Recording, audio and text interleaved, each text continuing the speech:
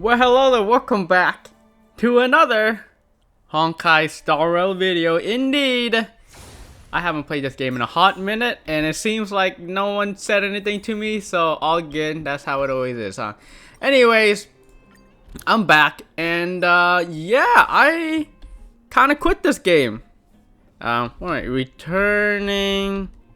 What am I gonna type? Returning to make a quick vid.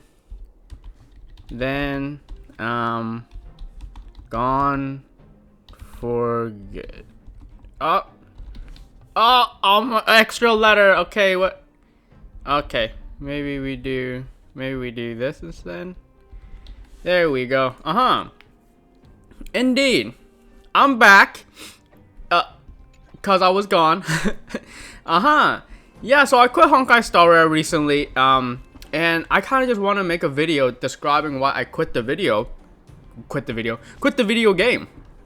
I don't care. Get out! I don't care. All right, yes, just want to make a quick video of why I quit the game because there's a lot to say, and yeah, just before I even really get deep into it, it's gonna be a long video. It's gonna be a rambly video.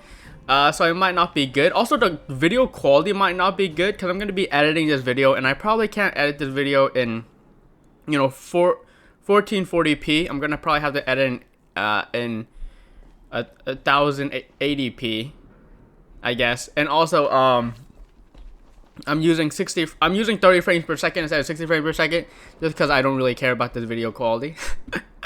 And 60 frames per second in this game just kills my GPU. I don't understand why. Like, it just, my GPU and CPU work so hard when I play 60 FPS in this game. I don't understand why. Anyways, yeah, I'm just gonna be talking about this game and why I quit. I don't really want to. I mean, my opinions on this game, I have pretty strong opinions, and in this video, my point isn't really to kind of defend my opinions, right? I have opinions, and I know they might be really bad opinions, like other people might strongly disagree, and I think that's 100% okay to disagree with my opinions here, because again, my opinions are pretty whack about this game, and so I'm not really here to defend my opinions, right? I'm here to really explain my opinions. Does that make sense? Right, I'm not saying my opinions are right, not saying your opinions are wrong, but I'm trying to just explain my opinions on the game, alright? So think of that how it is, right? My opinions doesn't mean, just because I have some opinions doesn't mean they're right. And also, I'm gonna be hating a lot. I'm gonna be hating a lot on this video, and I'm gonna be like glazing Genshin Impact. Or that's what it seems like. It seems like I'm gonna be hating this game and glazing Genshin Impact. And that's not another thing that I don't really want to do. This video isn't really me just hating on the game. There is a lot of aspects I dislike about this game. But there's a lot of good aspects as well. I mean, simply put, it's a free game that you can get on your phone. If you have a newer phone, if you have the gigabytes, and if you have the Wi-Fi. I mean, there's a lot of asterisks, but for the most part, it's a game that's free, and anyone can, most people can have access to it, and that in and of itself is already like a really strong positive. iOS, Android, Windows. I think this game's on PlayStation. So, like, just simply put, that's already, like, a good game in my opinion. Literally just the accessibility of the game. But yeah, there's gonna be a lot. I might hate a lot of stuff, and again, I don't wanna bring out all the haters and be like, oh yeah, I hate Star Rail too. No. I don't. No hate. This is just a fun video. A lot of stuff I do hate, but I don't want to make this like a hate video, and I also don't want to make this like a Genshin Glaze video. I'm gonna say so much good. Oh, there's so much good thing about Genshin Impact. Oh, you're just a Genshin Impact fanboy. I mean, there's a lot of things I hate about Genshin Impact too, right? But like the comparisons, right? If I'm gonna make comparisons, there's gonna be a lot of comparisons of this game and Genshin Impact. So, gotta keep in mind. Again, I'm not trying to hate on the game, but I have to explain it in that way. And again, it's more fun if I explain it in like, oh, I hate this. You know what I'm saying? And then finally, this is technically like a kind of a state of the game video. Like, I love making state of the game videos, talking about the state of the game. Like, literally my first YouTube video on this channel, or at least the first YouTube video I publicized, it's low-key a state of the game video. And so I constantly like making state of the game videos, and I don't think I really made a proper state of the game video for Star Rail.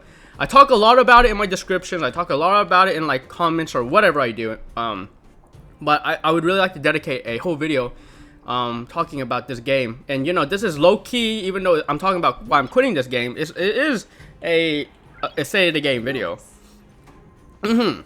Anyways, how did this all start? How did I even get into Star Rail? I had just quit Tower of Fantasy. There's a lot of reasons why I quit Tower of Fantasy. Again, I should make a video talking about Tower of Fantasy and why I quit and the state of the game when I was playing Tower of Fantasy. But Tower of Fantasy was very similar to Genshin Impact. It was like basically Genshin Impact with like an MMO aspect to it, so a strong multiplayer aspect to that game. And I had quit that game because a lot of the people I was playing with didn't really seem to be playing anymore. There was also a time thing. I didn't really have time to play Tower Fantasy that much. And also Tower Fantasy, I mainly played it on my iPhone 12 mini. And at the time, that game crashed a lot. Like, the performance issue on that game was really bad.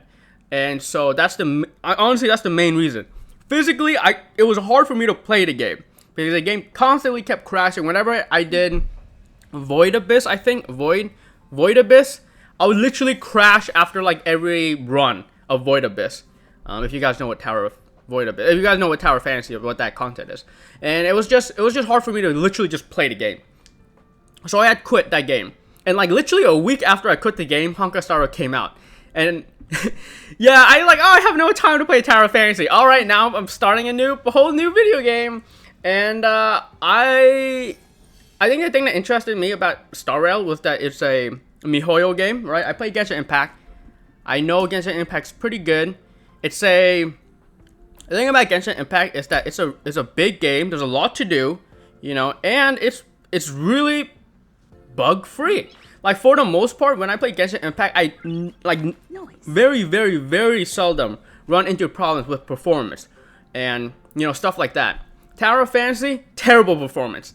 All right, on phone, it was terrible performance. Genshin Impact, very good for a gacha game, very good. Even Pokemon Masters, I played crashed a lot on my iPhone 6. You know, the Near Reincarnation game had really terrible performance. And, you know, games like those, even like Octopath Traveler, Champion of the Continents, and had bad performance. Genshin Impact very, very, very rarely had any performance. Honestly, I don't even remember the last time I crashed or I had like an issue with that game performance-wise. And so I know Honkai Star was going to be good. It was a free game, and it was a new game, and so it was interesting to get into it. And so I got into it like that. I didn't exactly know it was going to be turn-based, but it's a turn-based game, and it kind of focuses on, in my opinion, I feel like the game is like a turn-based game when it comes to combat, but there's a huge focus on story building, very similar to Genshin Impact. But because this is a Honkai game, there's a lot of parallels with Honkai Third Impact. And I never played that game. I never played Honkai Third Impact. Maybe I should, because now it's on macOS. But it's like heavy story. Like, I talk with some people and they say like the Honkai Third Impact story is like super rich. And so like that, this game is a Honkai game. So I'm thinking, okay, maybe it follows that same path. And also this game, but yeah, that's basically what I want to say. After playing this game for a little bit, it's a little bit more, I guess, goofy. You know, it's a little bit more, of course, it has aspects of being, you know, heavy in terms of story-wise. Like, it's a, you know, it's a heavy story. Heavy as in, like, you know, super sad or, you know, strong emotions, I guess you can say that. But it's also a very lighthearted game. I feel like this game is more lighthearted than, you know, the dialogue options. When I mean lighthearted, I mean like the dialogue option and stuff like that. Feels a little bit more lighthearted than, you know, Genshin Impact, in my opinion. And I don't know if that's the same way with Honkai Third Impact. I don't know how serious that game is, but this game seems not as serious as those other games. And yeah, that's just the vibe of Star Rail. Indeed. That's kind of like how I started. And yeah, so I played it when it was released, like literally day one I started playing it. And honestly, I played it like every day. And like, I never really kept on, does this keep on stacking? I don't know how much this stacks to. Oh, it stacks to 2,400. Oh yeah, so you can calculate. You can probably take out a calculator and calculate how long it has been since I stopped playing this game. I don't really care about that calculation, but like, indeed, I played for first, you know, the first day it dropped all the way to first anniversary. And first anniversary was really the point in where I was really discontent with the state of the game, and I chose to quit the game. But I was already kind of discontent with the game. Again, if you watch, maybe not watch, but if you read some of the descriptions of my earlier Honkai Star Rail videos, I already had a sense of this game being in a kind of rough state. Alright, and there was a few things that like I was skeptical about this game. And the main thing, in my opinion, there's two main things that I was skeptical in this game, and it's mainly combat oriented. Well, there's a few things I should say that I was afraid of this game. A few combat and a few story. And I had talked about this with a lot of people. I mean a lot of people. I've talked to this 2 people, not a lot of people, but I've talked to this 2 people, and I've also wrote it in my descriptions, I believe. So you might want to go back to those older Honkai Star Rail videos, read the descriptions. But in terms of combat, because this game, let me show. I guess I can show data bank. What's a good way of? Here we go. Characters. Okay. This game, I do a lot of comparison. In terms of like combat, I compare it a lot with Octopath Traveler Champion of the Continent. Simply because that game has a similar kind of style in terms of like it's turn-based, and there's like elements, and there's different elements, and there's different characters, right? So this game, there's a few elements. Oh, this is not a really good way because this doesn't organize by elements. It organizes by class. Ooh, that's awkward. Okay, but like this game has like, okay, this is okay. Like, okay, hold up. How do I explain this? This game has a few different combat styles. So it has like 7, right? Yeah, it has 7 combat styles, and it has 7 or combat types, I should say. And is it 7 paths as well? It's 7 paths as well. Nice. And so you have a fire, physical, ice, lightning, wind, quantum, imaginary character.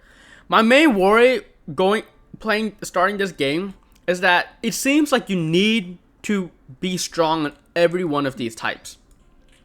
Yes, enemies have, multiple weaknesses. I think most bosses have 3 weaknesses, and a lot of enemies have, multiple weaknesses. But at the end of the day, in my opinion, you wanted a character that was strong in every element. So 1, 2, 3, 4, 5, 7 elements. You want a character that's strong in 7 elements. And that's a lot. That's a lot of like, you need to have a lot of characters that cover different typing. It's the same thing with Octopath Traveler. You want a good sword character, a good bow character, a good polearm character, a good fire, a good ice, a good darkness, a good lightning, a good light, a good, a good tome user, a good staff. Octopath Traveler has way more, I guess, combat types, right? So there's a lot in this game. In Star Rail, in my opinion, you wanted all these. If you want to be like good at endgame content, you wanted all these, right? And I played this game for a year, and I only really have like 3 good types in my opinion. I had 4 good types. I had the quantum covered, I had the ice covered, I had the what is this, wind covered, and I had what is this, electric, lightning covered. Volt? What is this? I totally forgot what it's called in this game. Lightning. Okay, it's called lightning in this game. So I played this game for a year. Doctor Ratio, in my opinion, doesn't count because I don't have his weapon, and I don't have him well built. But the other characters I have pretty well built. All right. Okay. So good. I have 4 out of the 7 elements, right? But wait, there's more. Not only do you have to worry about combat types in this game, you also have to worry about paths. So you want not only. When I started this game, I'm like, okay, not only do I want a character at each of these combat types, but I also want an ice character that's good at AoE and good at single target. So I was thinking, okay, maybe a good hunt ice character and good year edition character. Characters like Jing Liu, especially at E1, Danger. is good at both single target and multi-target. But even then, she's not super good at single target, and she's not super good at multi-target, And then we have, when it came to like Kafka, she's really good at kind of both, right? She does both pretty well, like Jing Liu, but like obviously not the best. There's like another character that does electric lightning damage better, and for AoE. And that's Jing Yuan, right? And Sela, she is really good at single target, but she is dog, in my opinion, at multi-target. And then you make the argument, oh, okay, but she kills the targets and then she can attack again. But like, okay, she's not good. Honestly, I don't even think she's got a single target, to be 100% honest with you. Yeah, and then Black Swan is like really good at multi-target, but like terrible at single target. Okay, but anyways, it's like not only do you need a character of every element, I felt like, but you need a character, but you need multiple characters of a single element. So, you know, and already that's stacking up a bunch. Let's say, and I'm talking about damage dealers, right? I'm talking about damage dealers. I haven't even talked about like support. I haven't talked about offensive support. I haven't talked about defensive support. I'm just talking about damage dealers. So with damage dealers, you want 7. You want one of each element. You want one that's ideally good in AoE and ideally good in single target. And this was before, what is it? Did they come out with it yet? Let me see. There's supposed to be like a new type of content. I don't know if they did it here yet. Did they add it in the game yet? There's supposed to be like a new Endgame, Forgotten Halls.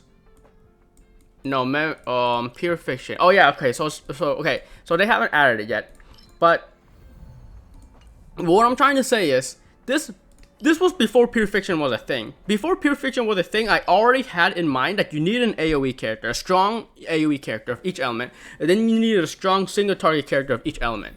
I guess destruction characters work in both roles, but again, at the end of the day, destruction characters might not be enough for AoE, and you know, AoE characters might not be enough for single target characters, right? And that's already, you need 14 characters in my opinion. You need a strong character in all these elements, and then you need a 2 strong damage dealer in all these elements, and that's not even including their weapon. You know, Octopath Traveler, the reason why Octopath Traveler feels so much better is because most characters have multiple elements. There's a sword character, but that sword character might also deal like ice damage. Or there's a tome user that might deal fire damage. And then now there's characters that do multiple elements, right? There's A2. A2 is like a collab character. A2 does sword, does dagger, and does axe. So that character covers 3 elements, you can say.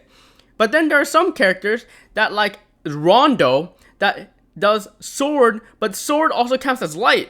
And so it's 2 in 1. And then there's just some characters that, you know, it doesn't even matter what element they use, because they can still break shield. Like in this game, in Honkai Star Rail, you need to use the right element against the weakness to break shield. In Octopath Travelers, there are some characters that can break shield without even having the right element. Imagine if Kafka can break shield on like you know, like a quantum character. I guess there is a character in this game that does it, Acheron, but Acheron does it only with her ult, and then at C6 she does it with her other abilities, right? So I guess Acheron does kind of count as like one of those characters I'm talking about in Octopath Traveler, Champion of the Continent. And then there's just, yeah, but so in that game, there's just multiple characters that have multiple elements in their kits. And also, that game, you can use 8 characters. You know what I'm saying? So like literally in that game, you can fill your team with literally all the elements. In this game, it's literally impossible to fill your team with all the elements because you only have 4 slots of characters and there are 7 elements. So unless they start introducing characters that can provide different elements of attacks, that's not going to happen. That's why Octopath Traveler, it feels so much nicer to cover all your weaknesses. In this game, like when I started this game, that's the first thing that I thought. I'm like, okay, this game, there's so much like elements and characters you need. And again, I'm talking about damage dealers. I haven't even talked about support characters yet. Ideally, you'd want a support character, I should say, an offensive support character. You know, offensive support characters can be a nihility character, can be a harmony character, you know, can be an abundance character. That's what I mean. But you want an offensive support character, ideally for every element, right? Rune Mei works really well in ice, and Bronya works decently well in against wind. You know, Ting Yun works decently well against lightning weakness enemies. So now you need a character. Not only did you need like 2 characters of every element for DPS, you also need a character for each element for offensive support. And now you also need a character of each type for defensive support, right? Ideally, that's what you want. And so like it's 7 times 4 characters, right? Because you want 7 elements, and then you ideally want an AoE character, and then a single target character, and then a offensive support character, and a defensive support character. So that's already 28 characters, alright? And then also there's light codes in this game. There's no light codes in Octopath Traveler Champion of the Continent, so you can just have one character and that you're good enough. And in this game, you need a light cone for extra power. Well, you don't need a light cone for extra power, but, you know, you greatly benefit from a light cone, you know? So that's one of the main reasons when I went into this game. I'm like, okay, this game, there's just so much characters I feel like you need if you really want to tackle content in this game. Like every bit of content, you tackle it efficiently. You just want a lot of characters. And this game it's very similar in Genshin, where like you don't get that many characters, right? This isn't Pokemon Masters EX where you just get a bunch of 5 stars all the time, all right? This game, every 5-star weapon, or I'm sorry, character or light cone, it's just so valuable, you know. In my opinion, every single light cone, every single character it's so hard to get. Like, do you even get one guaranteed 5-star every patch? I'm not even sure. I'm talking about free to play, by the way. Obviously, if you pay to win, then you can get all the characters you want. But if you're free to play, do you even get one character every patch? Do you ever get one 5-star, limited 5-star every patch? I don't even know if that even is the case. But in my opinion, that's obviously not enough. Because again, you need 20. Let's say you need 28 different characters of different types, and then you also need like the 28 light cones. That's 40. That's like 40. No, that's not 40. That's like 56 5-stars. And 5-stars are super hard to come by because again, you just don't get a lot of them, right? You just don't get a lot of currency. You just don't get a lot of rolls. And then, there's the argument, but you get more rolls than Genshin Impact. Yeah, you do get more rolls than Genshin Impact, but Genshin Impact. Oh my god, am I gonna have to get into Genshin Impact right now real briefly? Alright, the Genshin Impact combat style, there's no shield breaking. Like, you can use a character for most type of content. Like, I'm only going to really use Jingliu against ice weakness enemies. Of course I can use her against other enemies that aren't weak to ice, but in that case it's not efficient, you know what I'm saying? Like, it's not ideal, and I'd rather use like another character. But when it comes to Genshin Impact, there's different elements, yes, but you just need to use a character that's not resistant, right? So like if I had in Genshin Impact, Jingliu is kind of the opposite. She would be bad against ice enemies, but literally good against everything else, right? As long as that character doesn't have ice resistance or ice, if it doesn't have ice resistance, then this character in Genshin Impact would be good against for most content. But I feel like in this game, every character, or I should say every damage dealing character, is only good against like literally less than half the enemies. And in Genshin Impact, it's like, well, an ice character like Ganyu would be good against most enemies besides ice resistant enemies. So like in Genshin Impact, the characters are a little bit harder to get, or you can argue a lot harder to get than in Honkai Star Rail, but that character in Genshin Impact can be used for a lot more content, you know. And there isn't really in Genshin Impact, in my opinion, I don't think there really is like an AoE character or like a single target character. You know, a lot of characters in Genshin Impact can, you know, work well in multiple scenarios. In this game, for example, in this game, Sela isn't going to be working well in many scenarios, right? She only really works well if there's quantum weakness and if it's like an enemy with a lot of health, you know? So that's just kind of my opinion when it comes to this stuff. Why Genshin Impact feels like, if every character in Genshin Impact, I've always said this, every character in Genshin Impact feels more valuable than a character in Honkai Star Rail. Just because in Genshin Impact, you can use that character in more scenarios, and yeah, that's it. In this game, you can say, oh, well, the support characters are a lot of value. And okay, you know what? I agree with that. Like, Rune Mei, she works well with literally all the characters I have. She works well with Kafka, she works well with Jingliu, she works well with Sela, alright? So, okay, fair enough. Rune Mei works well with everybody. And there's a few other characters on my account that are similar to that, right? But yeah, you can make that argument as well. Like, yeah, the damage characters in Star Rail kind of low value, but the support characters are kind of high value.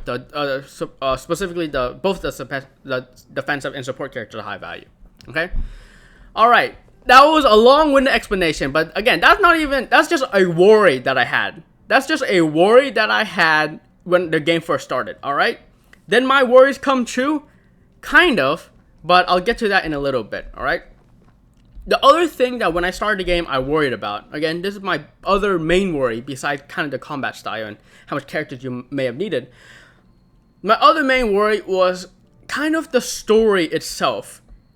In my opinion, I feel like the story in Star Rail is very directionless, if that makes sense. And now, again, this is kind of my opinion, right? But in my opinion, a directionless story doesn't make me want to play the game as much compared to a very directional story. Okay, now let me explain what a directionless and a directional story is, because those are just random words that I made up. This game, I feel like there's no like end goal. Like what's our main goal? Is our main goal is like to find March 7's memory? Is the main goal to see where I came from? Like what is the main goal? What's the main goal, right? I played the beginning sequence twice, you know, my first playthrough and then on my ult account. And I really don't know what the main goal is. Kafka and like the Celeron Hunters made us into a person, right? Made the, you know, the main trailblazer into a character. But like, I kind of don't know what the main focus of the story is. We're kind of just going around the cosmos doing random stuff, you know? Genshin Impact at least has a main direction, has a main like goal. And the main goal of Genshin Impact, I guess spoiler alert, if you haven't played the first 3 minutes of Genshin Impact, is to find your sibling. Your sibling was taken away by some divine being, and your whole goal in that game is to try to meet up with your sibling, and of course on the way you're figuring out what happened, right? That's kind of the main goal of Genshin Impact, currently I should say. And yes, obviously in that game you're doing a lot of random stuff. Like the whole thing in Mondstadt was like had nothing to do with your sibling.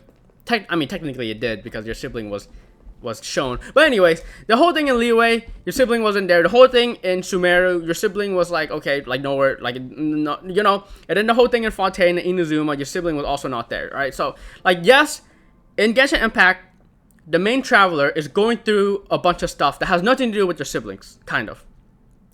But, like, that direction is still there, right? Like, even though, the story in Fontaine may have felt a little bit, like, useless because like we didn't find our sibling and it may have felt like a side quest, we learned a lot of stuff. Every time we go somewhere, we learn a lot of stuff about the world, and we're piecing together what may have happened with our sibling.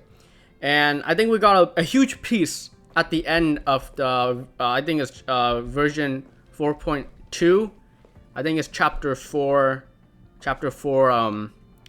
act 5 or something it's called. We got a lot at the end of that, you know, and some of that will definitely be important for the end goal. But in this game, in Honkai Star Rail, it's the same thing where we're traveling around in different places and we're helping a lot of people and we're learning a lot about ourselves and about, you know, whatever, right? But at the end of the day, what's the direction of the story? You know what I'm saying? Like, I don't care about playing this game, if that makes sense. Genshin Impact, I want to be reunited with my sibling, right? Like, I actually have a goal in that game that I'm looking forward to every year. Like, okay, we're gonna get closer to this goal. Honkai Star Rail, there is no direction. Like, why am I playing this game? What's the end goal? What do I like when this game ends? What am I looking forward to? There's like nothing I'm looking forward to. Like, oh yeah, the whole script with Kafka, like that's so stupid. I don't give a crap about that whole script thing.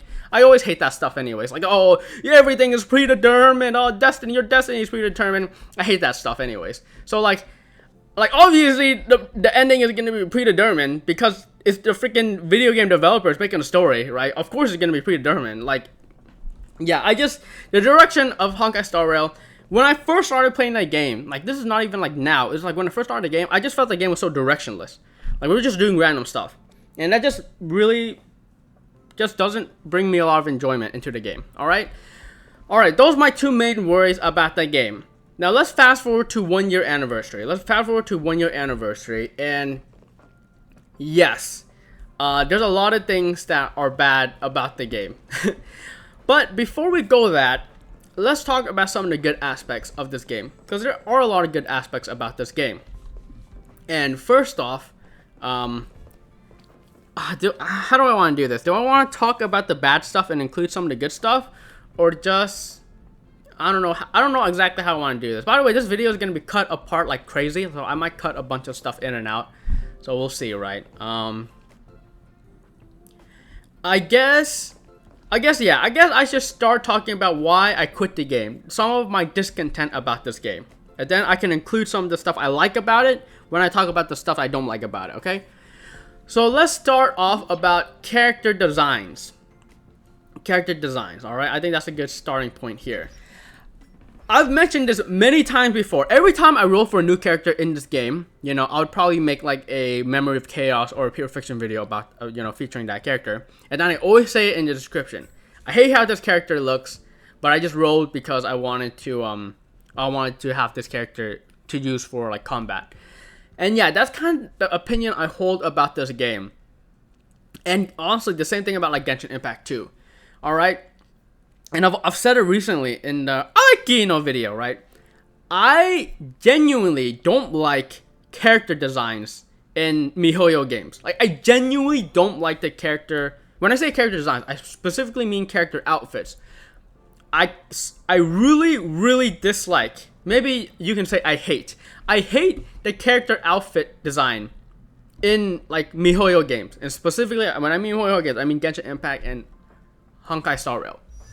I just don't like these outfit designs. Like, most of them, I should say. I think again, this is another opinion thing, right? Very opinionated, because a lot of people love the outfit design of Genshin Impact and Star Rail. And you know, fair enough. But me, I don't. I think the outfit design in this game is just, I just don't like it. I mean, there's just so many reasons.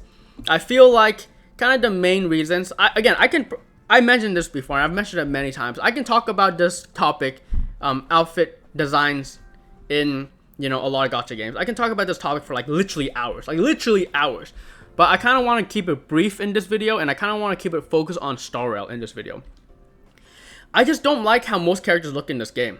And I feel like it's just, they just use the same, the same philosophy for a lot of character designs, or a lot of character outfit designs. When I talk about character design, I mainly mean the outfit design. So if you hear me say character design, I don't really mean like the hair, the body type, the eye color, stuff like that. I really mean the outfit, like what they're wearing. That's what the main thing I mean, right?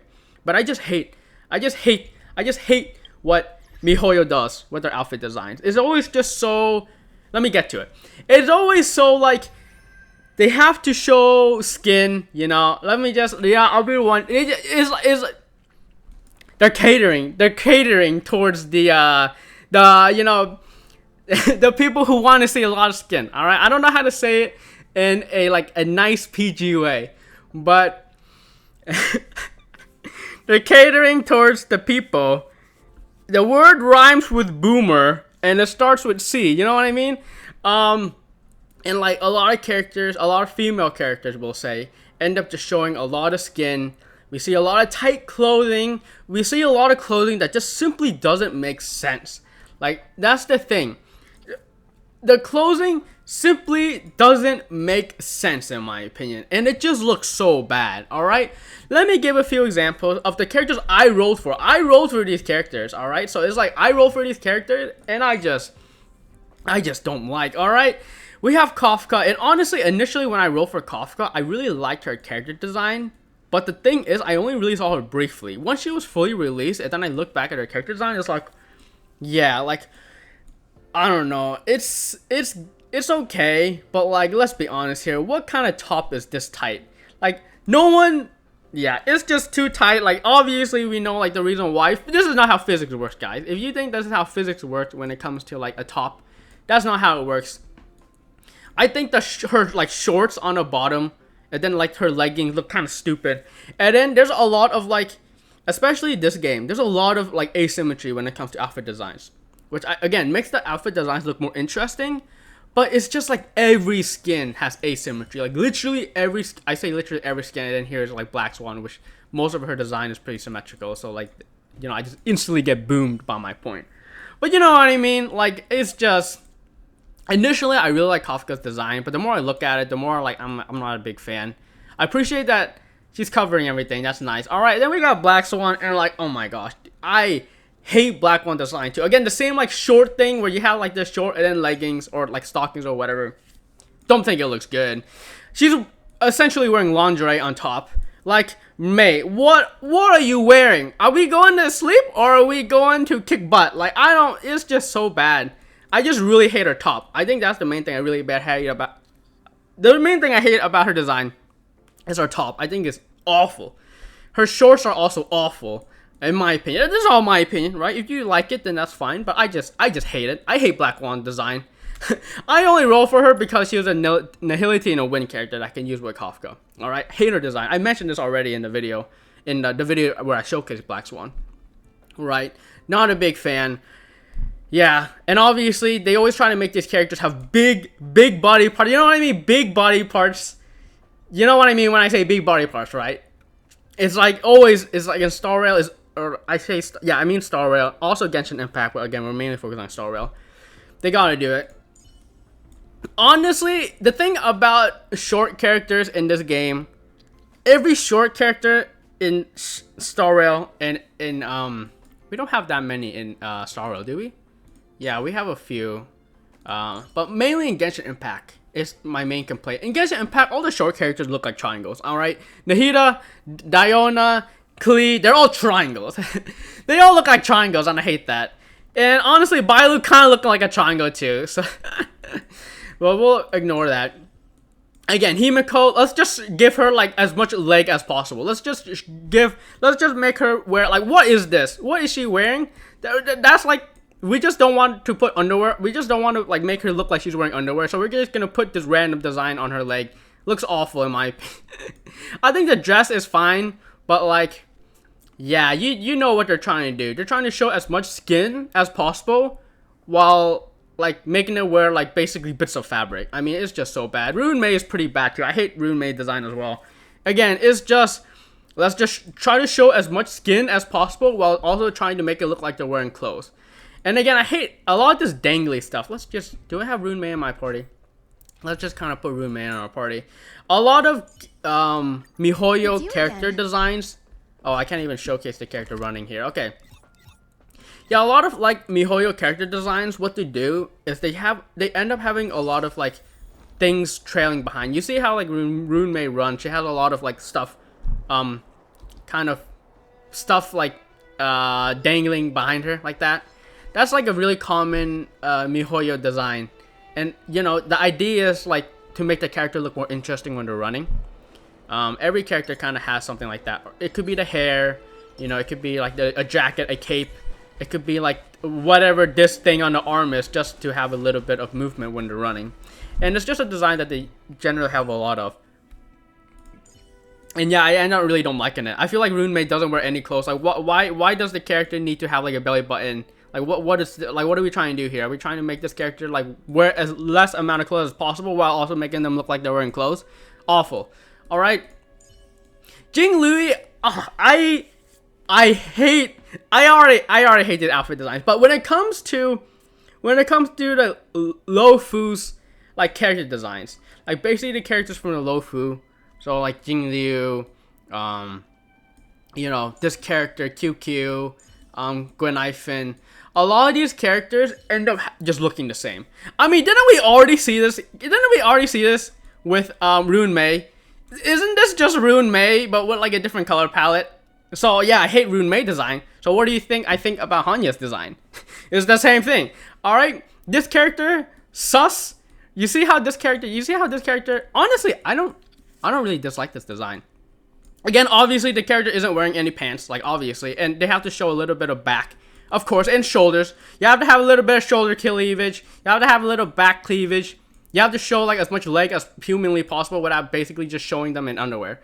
And yeah, okay, take a good look at this design. Okay, what's different about Jing Liu's design? Nothing's different. It's the same. It's like literally the same back cleavage, literally the same shoulder cleavage.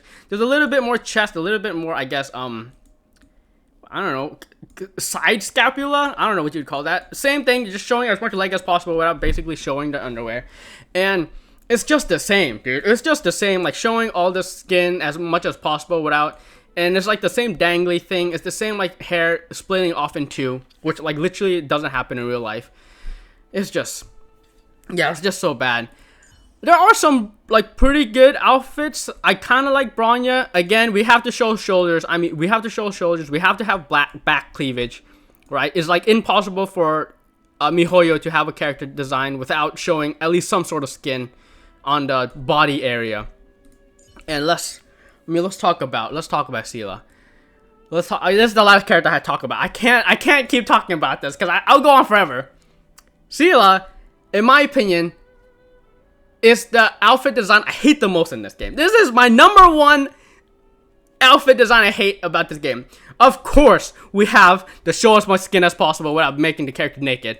Alright, got all the legs, got like the little bits of the stomach. We have what is this called? The bone in the leg. What is this called? You know, the bone in the leg. I should know this. It's the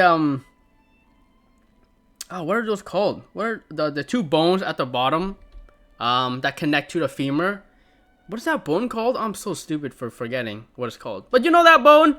That bone, what's it? It's not the coccyx. It's not the they're really big bones, but it's like the hip bones, right? But anyways, of course she has to show skin there. The arms, you know, we do as much as we can. And then of course, you know, back cleavage is always there. It's hard to see because her hair is pretty big, but I mean, honestly, let's go ahead and switch to her. All right. If I hate the design, I have to be proper with it. I have to showcase the hate. All right. Yep. Of course, a lot of back cleavage there. You know. But then, like the rest of her design is just awful. Why is she wearing these tiny shorts and they're unzipped? I mean, obviously the reason is like what is like shorts that she had when she was younger. This thing. Where like her like I guess the thing that covers her like navel, it goes down to her crotch area, and so it's like she's like wearing a wedgie. It's like she's like wearing baby clothes. Oh, it's so awful.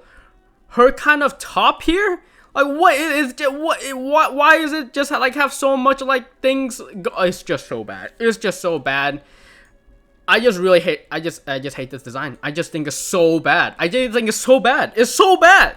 And then on top of all of that, she's wearing a bunch of tight clothes around her body. And then she has this fat like whatever on the back of her design. And it just makes her design look so much bigger than it like actually is. And yeah, no, I just hate Seele's design. Again, when I mean design, I mean outfit design. Like her hair is fine, her eyes are fine. All that stuff is fine. But it's the outfit. It's just so hideous. It's so hideous. This is probably the outfit I hate the most in Star Rail. It might be my least favorite outfit design in all of MiHoYo. I'm trying to think if I hate anything more in Genshin Impact. I don't know if I hate anything more in Genshin Impact. This might be my least favorite MiHoYo outfit that I've ever seen. It might be it. This might be the character. And guess what? I roll for this character. I roll for it. I roll for the light cone. Yeah, it sucks. Alright, that's just one thing. There are some really good characters though. Alright, so Seele is probably the outfit that I hate the most in maybe all of Gacha. But my favorite Gacha character ever? The main Trailblazer. Okay, just because I like the character and I think the main Trailblazer is hot, doesn't mean I like her outfit design. Again, her outfit design follows the same philosophy as she's showing as much leg as humanly possible without basically making her pantsless. And, I mean, yeah, that's kind of the main complaint I have. That's the main complaint I have about her. And also this, like, stupid thing on her back that, like, flows around when she walks. I think that's stupid. But I digress. Yeah, I think she is honestly, I don't know. I know it's weird. I always cringe when people say, like video game characters are hot. But I don't know why. I just think not Seele. I think the main Trailblazer, I think her name is Stell, is so hot. I just think she's so unbelievable. I think she's like the hottest, in my opinion, the hottest Gacha character. That's why I always try to force her in my videos. Because I think she's so hot.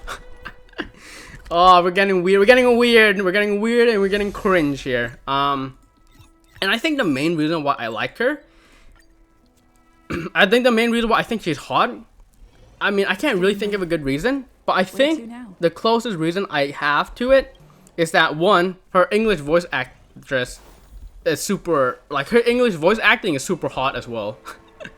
Shout out to, what's her English voice actress? Shout out to Rachel Chow. Rachel Chow, hot voice acting. All right, but like I think the reason why I think Stell is a hot character is she's just freakishly tall. She is the tallest female character in this video game. I don't like, look at Yukong. Look at. I mean, speaking of character design that I hate, looking at Yukong, you think, oh my god, look at this lady. She looks super tall. Doesn't she look tall? Doesn't she look like a big, tall character? Nope. Stell's taller. Stell actually clears. I mean, look, Yukong has ears, and like Stell is almost as tall as her ears. And like you would think, oh, Kafka's tall, you know. Black Swan is tall. No, Trailblazer's taller. Trailblazer actually is the tallest character in this game. Female character, I mean. And yeah, I think that's why I think she's hot. I know it's a weird reason, but like I think that's why I think she's hot, because she's just super tall. Anyways, yep, I have to. Alright, I talk negatively, but I have to talk good. I think Stell is the hottest gacha character that I've ever seen so far. And of course, there are some really good character outfit designs as well. I really do. You know, I said a lot of stuff that I hated, and I hate a lot more. All right, believe me, I hate a lot of more character outfit designs. But there are some bangers here. There are some bangers. A banger, Serval. You know, okay, she shows skin, right? Like, what the heck is this? Why does she have like an underwear strap over there? And of course, she has like the small shorts, just like Black Swan and Kafka. But I feel like it makes more sense on her design. You know, certain characters, like, I complain about their design, and a large part of it is also based on the character themselves, like the lore and story. Like, I would not expect Rune Mei to dress like this. You know, I would not expect Jing Liu to dress like this. You know, I would not expect Black Swan to dress like this. I would, however, expect Serval to dress like this, right? Because she's like a pop star or whatever. It makes a little bit more sense. And I really do like her design. Even though there's a lot of philosophies about it you might think I hate, I actually do like the Serval design. And then, you know, let's just, I mean, oh yeah, just a lot more character designs that I hate. I think Jing Yuan, I think he's pretty good. I think he's a pretty good looking design. I don't really roll for male characters in MiHoYo games. When I say I don't think I ever roll for a male character in MiHoYo game. Did I roll for a male character in this game? A male limited character? No, I haven't. Okay, yeah. There's a good design here, and that's it. Oh, there's another character too, another 4-star. I really like this character's design. Of course, the shorts with the leggings, stockings, whatever. You know, we've seen it before, but I don't know. I just like her design a little bit more. Yeah, I think it's pretty good. But anyways, my throat already hurts. And next up, so I talked about character designs, right? That's one thing I don't like about this game. And another thing I don't like about this game, moving on, farming. Farming in both Genshin Impact and Star Rail is pretty harsh, right? You have to farm the level up materials. You have to farm the ascension materials for leveling up. You have to farm, well, I guess this is a better example here. You have to farm light cone. You have to get the light cone. You have to farm the light cone, which again, level up materials, and then the material for mobs, and then the material that costs stamina or resin. And then you have to farm for trace materials. Again, that's weapon, that's with fuel and with mobs. And then you have to farm for relics. So it's a lot of farming. And Star Rail is actually super nice when it comes to farming, because you can auto farm, you can convert bosses, you can fight back to back, you don't need to wait. You can farm everything on any day, you don't need to wait a certain day to farm. So already it's so much better than Genshin Impact. You can also use a character to, I don't care, bro. I don't care. You can also use your friend's, I don't care. You can also use your friend's character to farm. So that's super nice, right? There's a lot of good things about farming when it comes to Star Rail. Alright? But there's one thing when it comes to character development that is actually worse in Star Rail than in Genshin Impact. And that is the relic system. All right, relics or artifacts in Genshin Impact gets the main criticism, in my opinion. I feel like a lot of people are discontent with Genshin Impact's artifact system, and rightfully so, right? It takes a while to farm because there's no auto farming, and so you have to fight enemies to farm, and then you have to like condense resin, so you have to use fire. You have to collect crystal fires to make the process a little bit faster.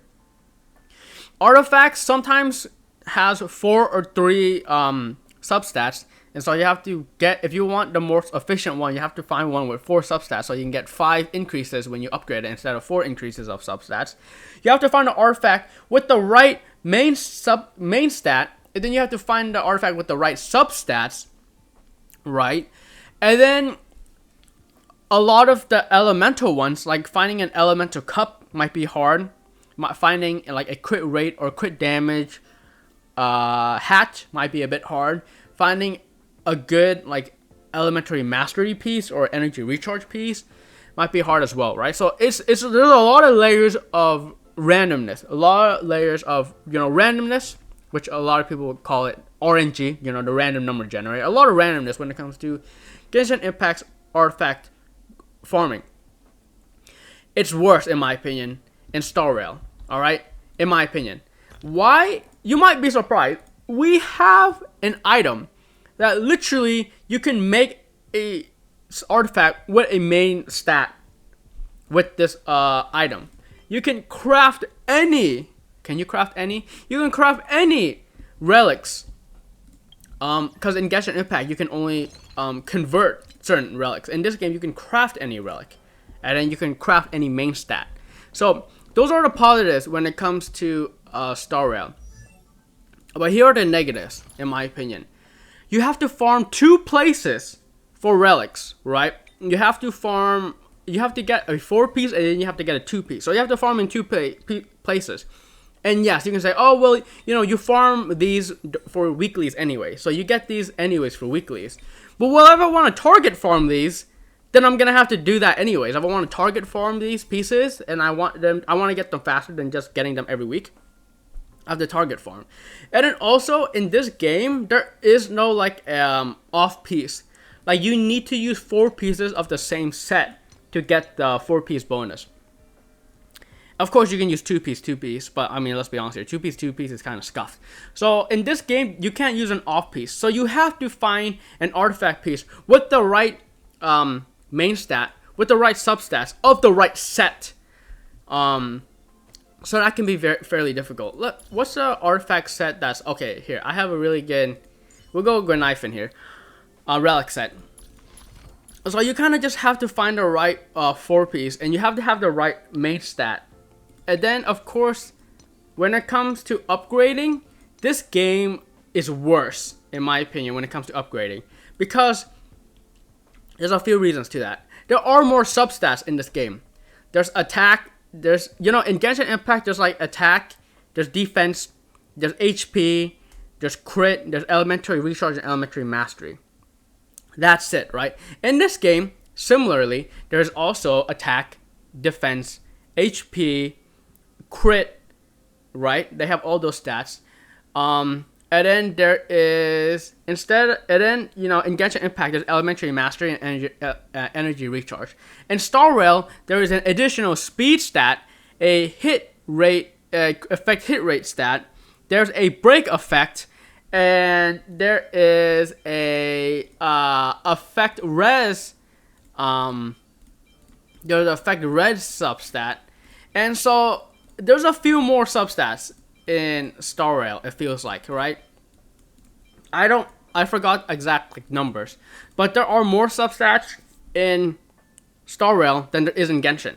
And so it's gonna be hard to get a piece with the right substats, and it's gonna be hard to get a piece with the right substats that go into the right substats when you upgrade it, right? Okay?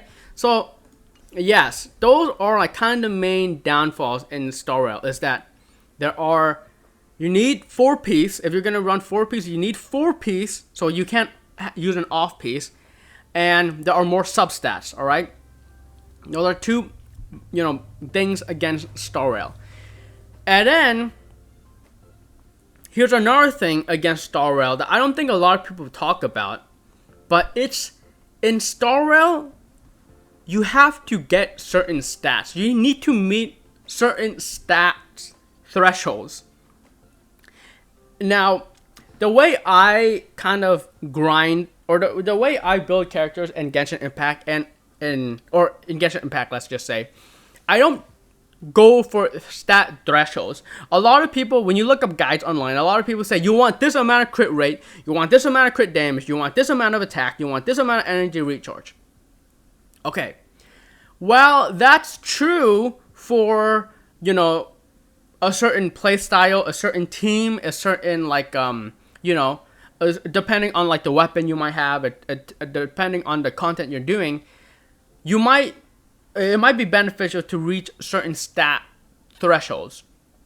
But for me, I don't give a crap, alright? Like, people say, oh, you want this amount of crit rate, this amount of crit damage. I don't give a crap, alright? You've seen my videos. If you've watched all my Genshin Impact videos, my C6 yay, 100% crit rate. Low crit damage, 100% crit rate. Why? It doesn't matter what crit damage I have. It's a C6 character. Alright, at the end of the day, it's a C6 character. Alright, you know what I'm saying? My Arlecchino, that character has like 94 crit rate. No one's gonna recommend a 94 crit rate on that character, right? But I have it just because I have her at C6. And so she's just gonna fry in everything anyways, right? In Genshin Impact, I don't really care about having a certain like crit. I don't really care about having a certain like crit. There's no, I'm not chasing a certain crit stat or a crit ratio, right? I just upgrade whatever the flip I want. A lot of my support characters, for Genshin Impact, a lot of my support characters, I don't give a crap about their attack. What I care about is their energy recharge, because that's my play style. I really like cycling the ultimates, the elemental burst, and I want to cycle it. I want to cycle it in a way where like my team runs smoothly. I might do significantly less damage because I'm focusing on energy recharge, but it makes it so that my playstyle works with the game. Alright? And so, when you look at my, like, if you ever look at my Genshin, like, character artifacts, you can see that a lot of times I don't use, like, really high attack substats. I don't really use a lot of crit substats. I really try to go for, like, energy recharge and whatever I find fun. I find 100% crit rate fun, so that's why I do it on my C6 Yay, my C6 Arlecchino. When in actuality, the damage is probably a lot less than I could be doing.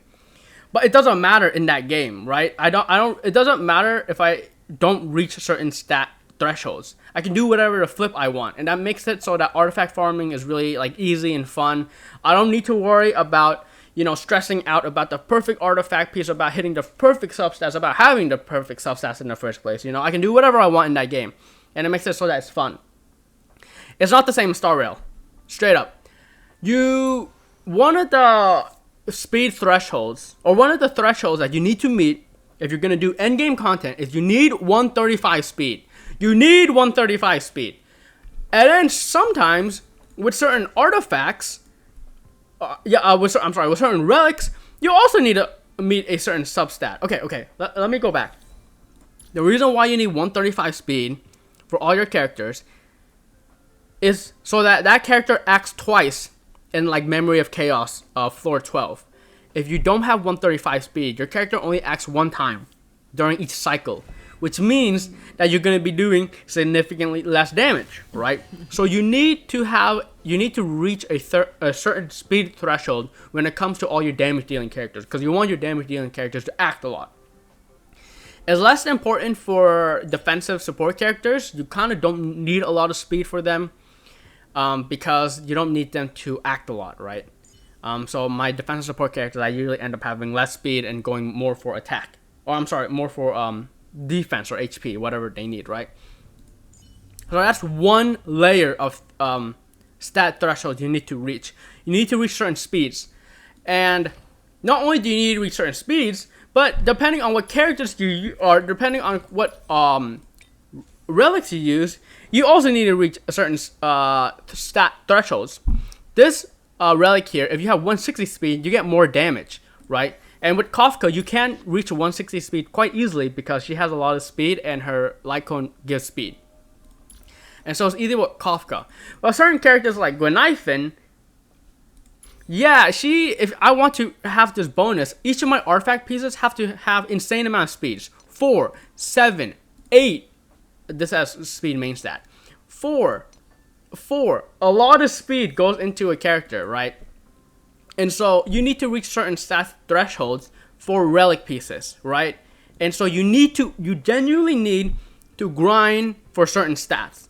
And then other artifact set, this artifact set, you need 30% effect res.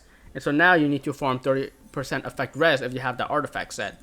What artifact set do I use? Or what character do I use that artifact set on, if any? Okay, I genuinely don't even have a single character with the artifact set on. Okay, that's funny. Okay, but yeah, that's what I mean. You need to have certain stat thresholds. And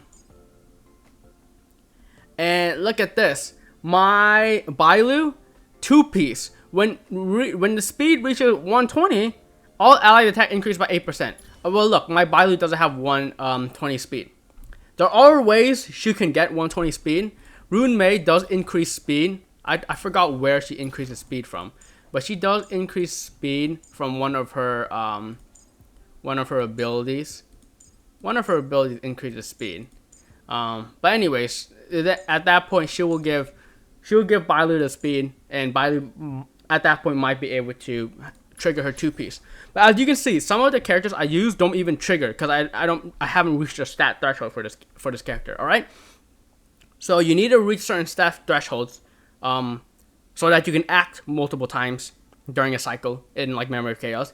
You need to reach certain stat thresholds to activate relic effects, which again I don't activate on some of my characters. You also need certain stat thresholds to be able to make your teams work in general. You don't want your Bronya speed to be higher than your Jingliu speed, right? Because Jingliu attacks first, and then Bronya can act, and then she can buff Jingliu and make Jingliu attack again. If you had it the other way around, then Bronya does literally nothing, and then Jingliu attacks. Okay, I say Bronya doesn't do anything. She doesn't make Jingliu act faster, and now it's Jingliu's turn, and then eventually you'll get back to Bronya's turn, and then again she can't do anything, right? And so you need your support characters and your damage characters at a certain speed so that they act in the right combination. In Genshin Impact, you control what character goes next because you literally press the button and send out the character. In Honkai Star Rail, you have to play with stats so that your characters act in a certain order. So that adds another layer of like stats that you need to reach in this game. All right. So there's a lot of like you can't just farm random artifacts or relics and be like, okay, this is good enough. You really have to look at certain stat thresholds. And I'm only talking about speed here. Danger. But a lot of people talk about the effect hit rate threshold that you want to reach. A lot of people talk about the attack thresholds you want to reach. A lot of characters actually get buffs depending on Black Swan does more damage depending on the amount of effect hit rate. And so now with this character, I need to reach a certain effect hit rate threshold so that I can take advantage of this damage ability, right? So this game, it forces you to get certain stats, which in my opinion makes it really hard because now you're sitting farming relics. All right. Now I talked a lot about speed. Let's talk about speed. This game is so rough when it comes to farming for substats, right? It might take so long to get a character with a certain speed. Like this Gwenithan has 160 speed. And it's not easy to farm relics to get 160 speed. It's so hard to find relics and land speed on them, in my opinion. And so, not only... And this is the same case with Genshin Impact. Finding a relic with like crit or like, you know, attack percentage and stuff like that, and then rolling all on that stat could be very difficult. And so like Already in this game, you need to reach certain stat thresholds. Where, in my opinion, Genshin Impact, it doesn't matter what stats you have in Genshin Impact. As long as the main stat's good, as long as you play the game well, right? You can have any stats you want as long as it follows your playstyle and whatnot, right? In this game, you have to get certain stats, and because of that, the RNG when it comes to leveling up relics and in this game, it just feels a lot worse because you're like, oh, I just need 2 more speed. I just need 2 more speed, and now you're farming for a piece that just gives you 2 more speed, and it could be a real drag. Well, in Genshin Impact, it's like, okay, well, this piece didn't hit that much crit rate. You know what? Whatever, it's fine. It's not like I need those like 5, 6 extra crit rates, right? It doesn't make that big of a difference. I don't need to farm for that. I can farm for other stuff. So that's why farming relics in this game feels really bad. Again, you just need 4 pieces. You need 4 pieces, right? You need what else do you need? You need to reach certain stat thresholds. And again, I already talked about all the layers of stat thresholds you need to reach, right? Again, I appreciate that this game has a self-molding resin, but I think that they can buff this item. You know what? I think they can buff this item, make it do everything. Make it be able, you can use it to determine the main stat. You can use it to determine the substat. If it's a 3 substat relic, you can make it determine the last substat. You can make it force upgrade a substat, right? Imagine you had an artifact piece. Give me an artifact piece. You had an artifact piece like, I want to do a level 0 artifact piece. I have a lot of relics, by the way. Look at like this relic. I want to pick something like actually reasonable. Actually reasonable. Do I have any actually reasonable pieces? I don't. Do I actually have any? Hello, any reasonable pieces here? Okay, let me just pick something here. Attack, defend, attack. Really? Nothing good here? Come on, give me something. Give me something to work with here. Holy crap! I actually don't have anything to work with here. Okay, like I want to craft the perfect relic piece. Do I have anything that I can get here? Let me see.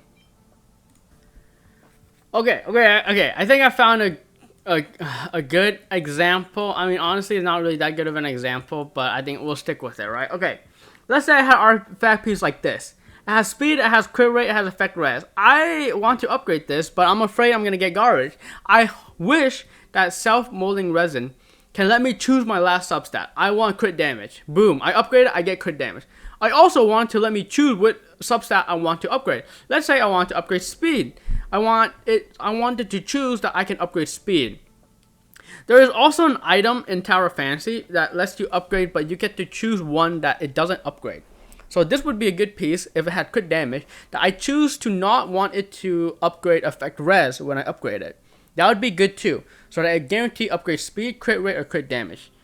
So I think while self-molding resin is nice, I think it could be a lot better, and I personally think it should be a lot better because it's a premium item, and I think it would really help people farm for the perfect relic set, which would be really nice.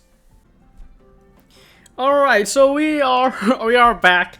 It's been a little bit. It's been so hard to find time to record videos. I did record a little bit of this video last time, but I was yelling so much, so my throat really hurted, and so I needed to take a break, and so I just ended up recording a few Pokemon Master videos, and then I just called it a day, and I haven't been able to record voice since, but we're back on the hate train. I mean, telling the reasons why I quit Honkai Star Rail.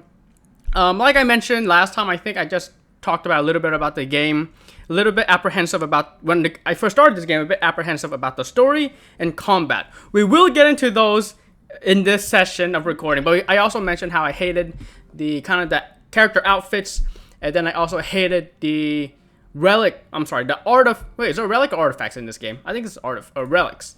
I hated the relic system in this game. I think it's really bad. All right, so I talked about those two, and now I'm gonna move on to actually talking about the combat in this game. So like the main gameplay in this game. And again, at the beginning, I was apprehensive because, you know, Octopath Traveler ended up being a really hard game. And that game is kind of like this game, where you have many different attributes. You have enemies that have a shield that you can only break the shield if you use the favorable typing against these enemies. Very similar in Honkai Star Rail. And when it comes to this game, I actually do think the combat or the gameplay is a little bit difficult, on a more difficult side. And I kind of don't like, initially I liked it, but now it's like I find it a little bit too difficult. Alright. And again, this is just my opinion. But like, I like playing a game. I don't want it to be too easy, because obviously too easy is no fun. But when the game is too difficult for like bad reasons, I don't like that either. So this game has a few type of endgame content, and there's like different ways of doing it. They have the memory of chaos, they have the pure fiction, and now they're introducing a new one of those, like, is it I think it resets like every 4 or like 6 weeks nowadays. But it'll reset every 6 weeks. And so they have like that hard content that rotates every now and then. And then they also, the other main combat content in this game is simulated universe. So this is also another bit of hard content in the game. However, this content, simulated universe, even like this content, I'm not really gonna be talking about, because even though it's really hard and arguably is, you can say, is more difficult than like your memory of chaos, your pure fiction, and whatever they're gonna come out with next, this content doesn't have a time limit. I mean, there is a time limit when it comes to reward, but these rewards are super easy to get, and these rewards are actually super nice, you know.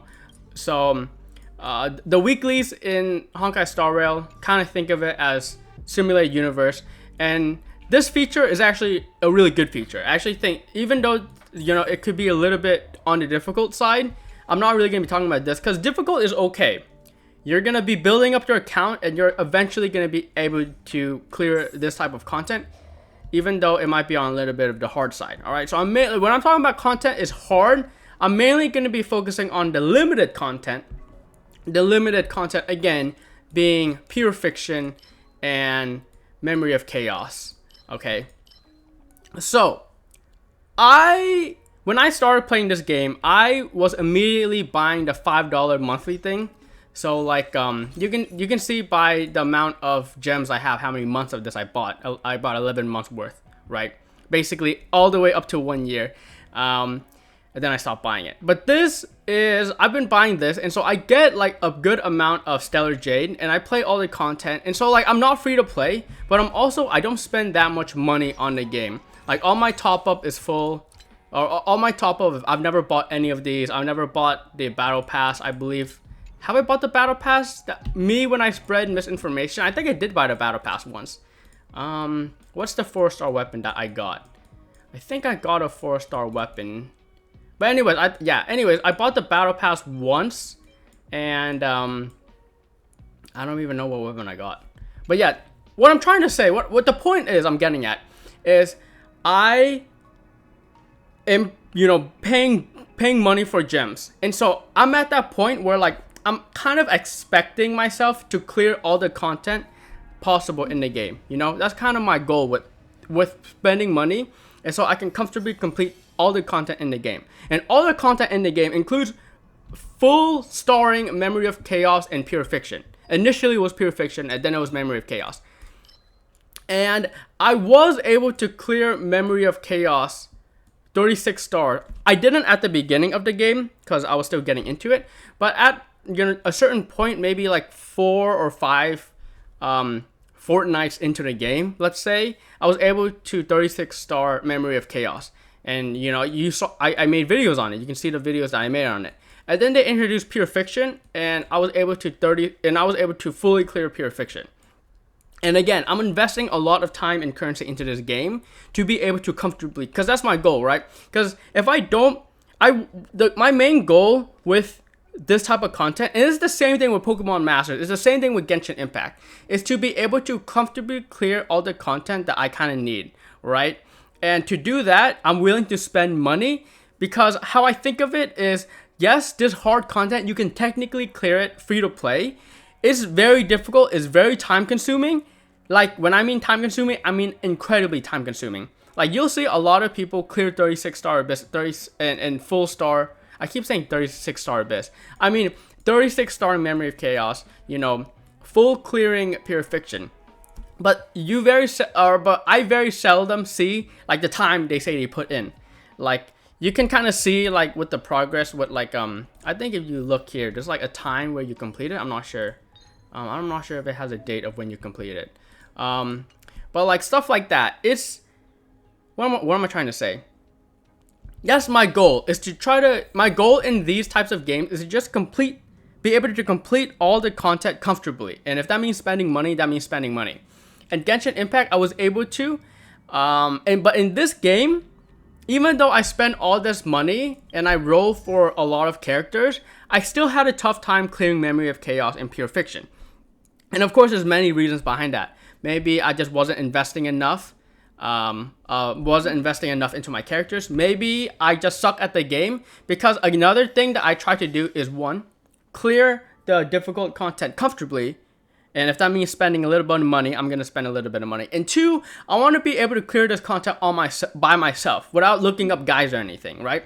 Obviously, you know, I go through and I read all the characters. I read all the, the traces, all what the weapons do, all of the relic abilities. I try to theory craft, the best stats to build my character in. And, it's the same thing with Pokemon Masters and Genshin Impact. And with Pokemon Masters and Genshin Impact, I've looked up like essentially zero guides. When it comes to Pokemon Masters EX, I've looked up zero guides, and I've never had any problem completing content in that game.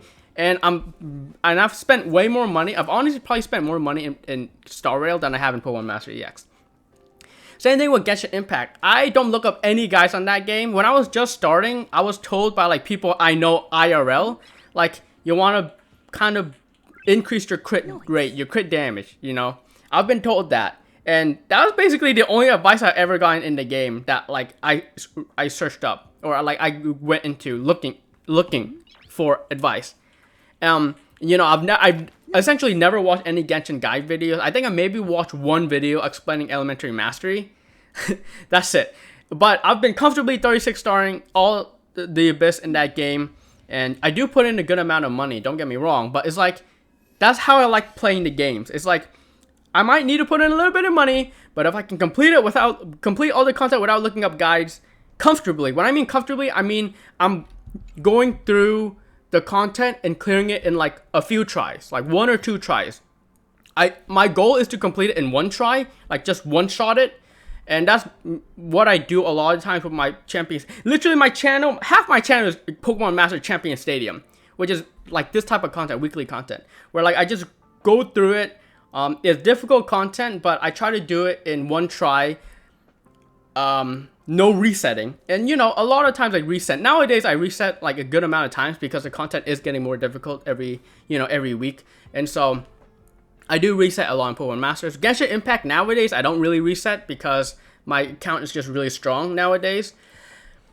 But that's just me kind of explaining like how I like playing content. Now when it comes to Honkai Star Rail, at first, Memory of Chaos was the only hard content. At first, when I was able to 36 star it took me a long time to clear it. All right, it wasn't easy.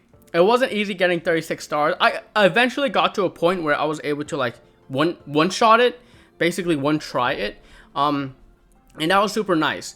But this game is difficult for me. Honkai Star Rail, I've probably looked up more guides for Honkai Star Rail than I have in literally every video game minus Pokemon.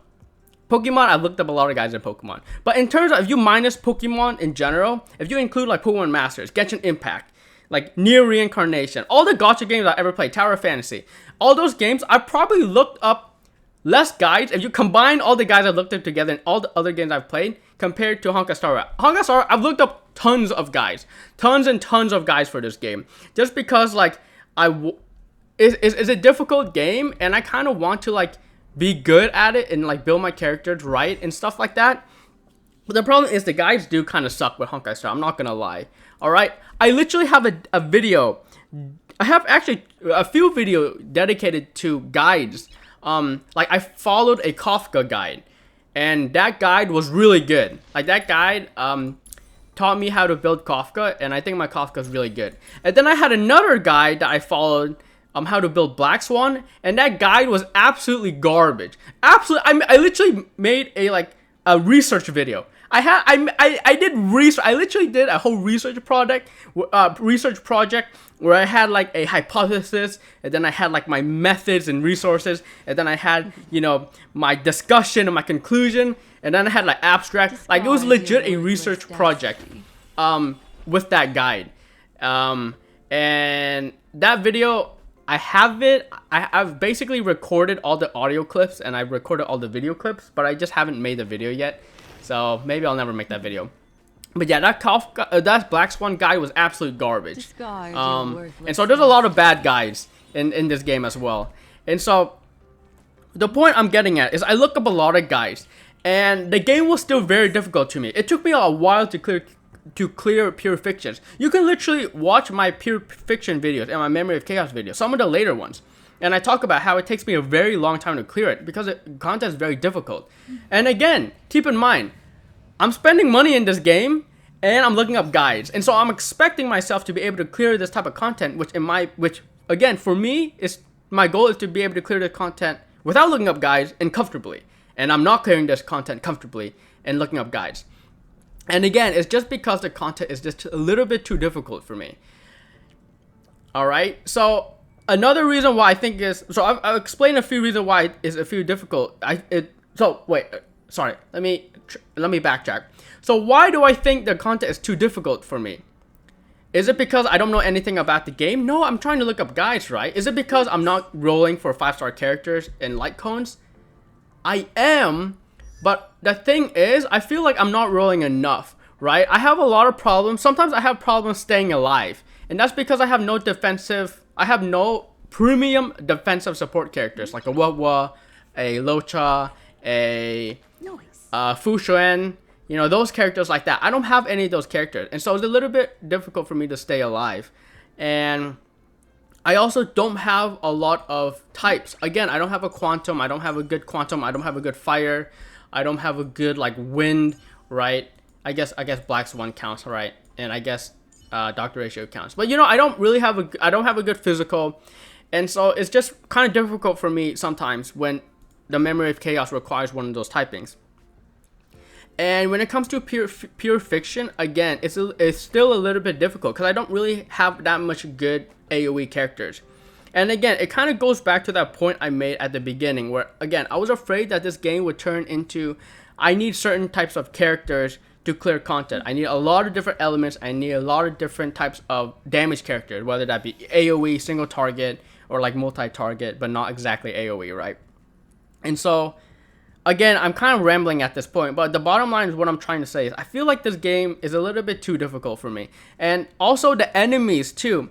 They just released a new enemy. It is the Adventurine. Well, I guess it's not that new, but it's the Adventurine boss.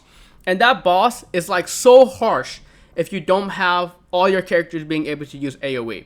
I can't, with the Memory of Chaos, the newest memory, or I shouldn't say the newest Memory of Chaos, but the Memory of Chaos, the first one that I couldn't 36-star in a good while, it was because that last enemy is too difficult for me.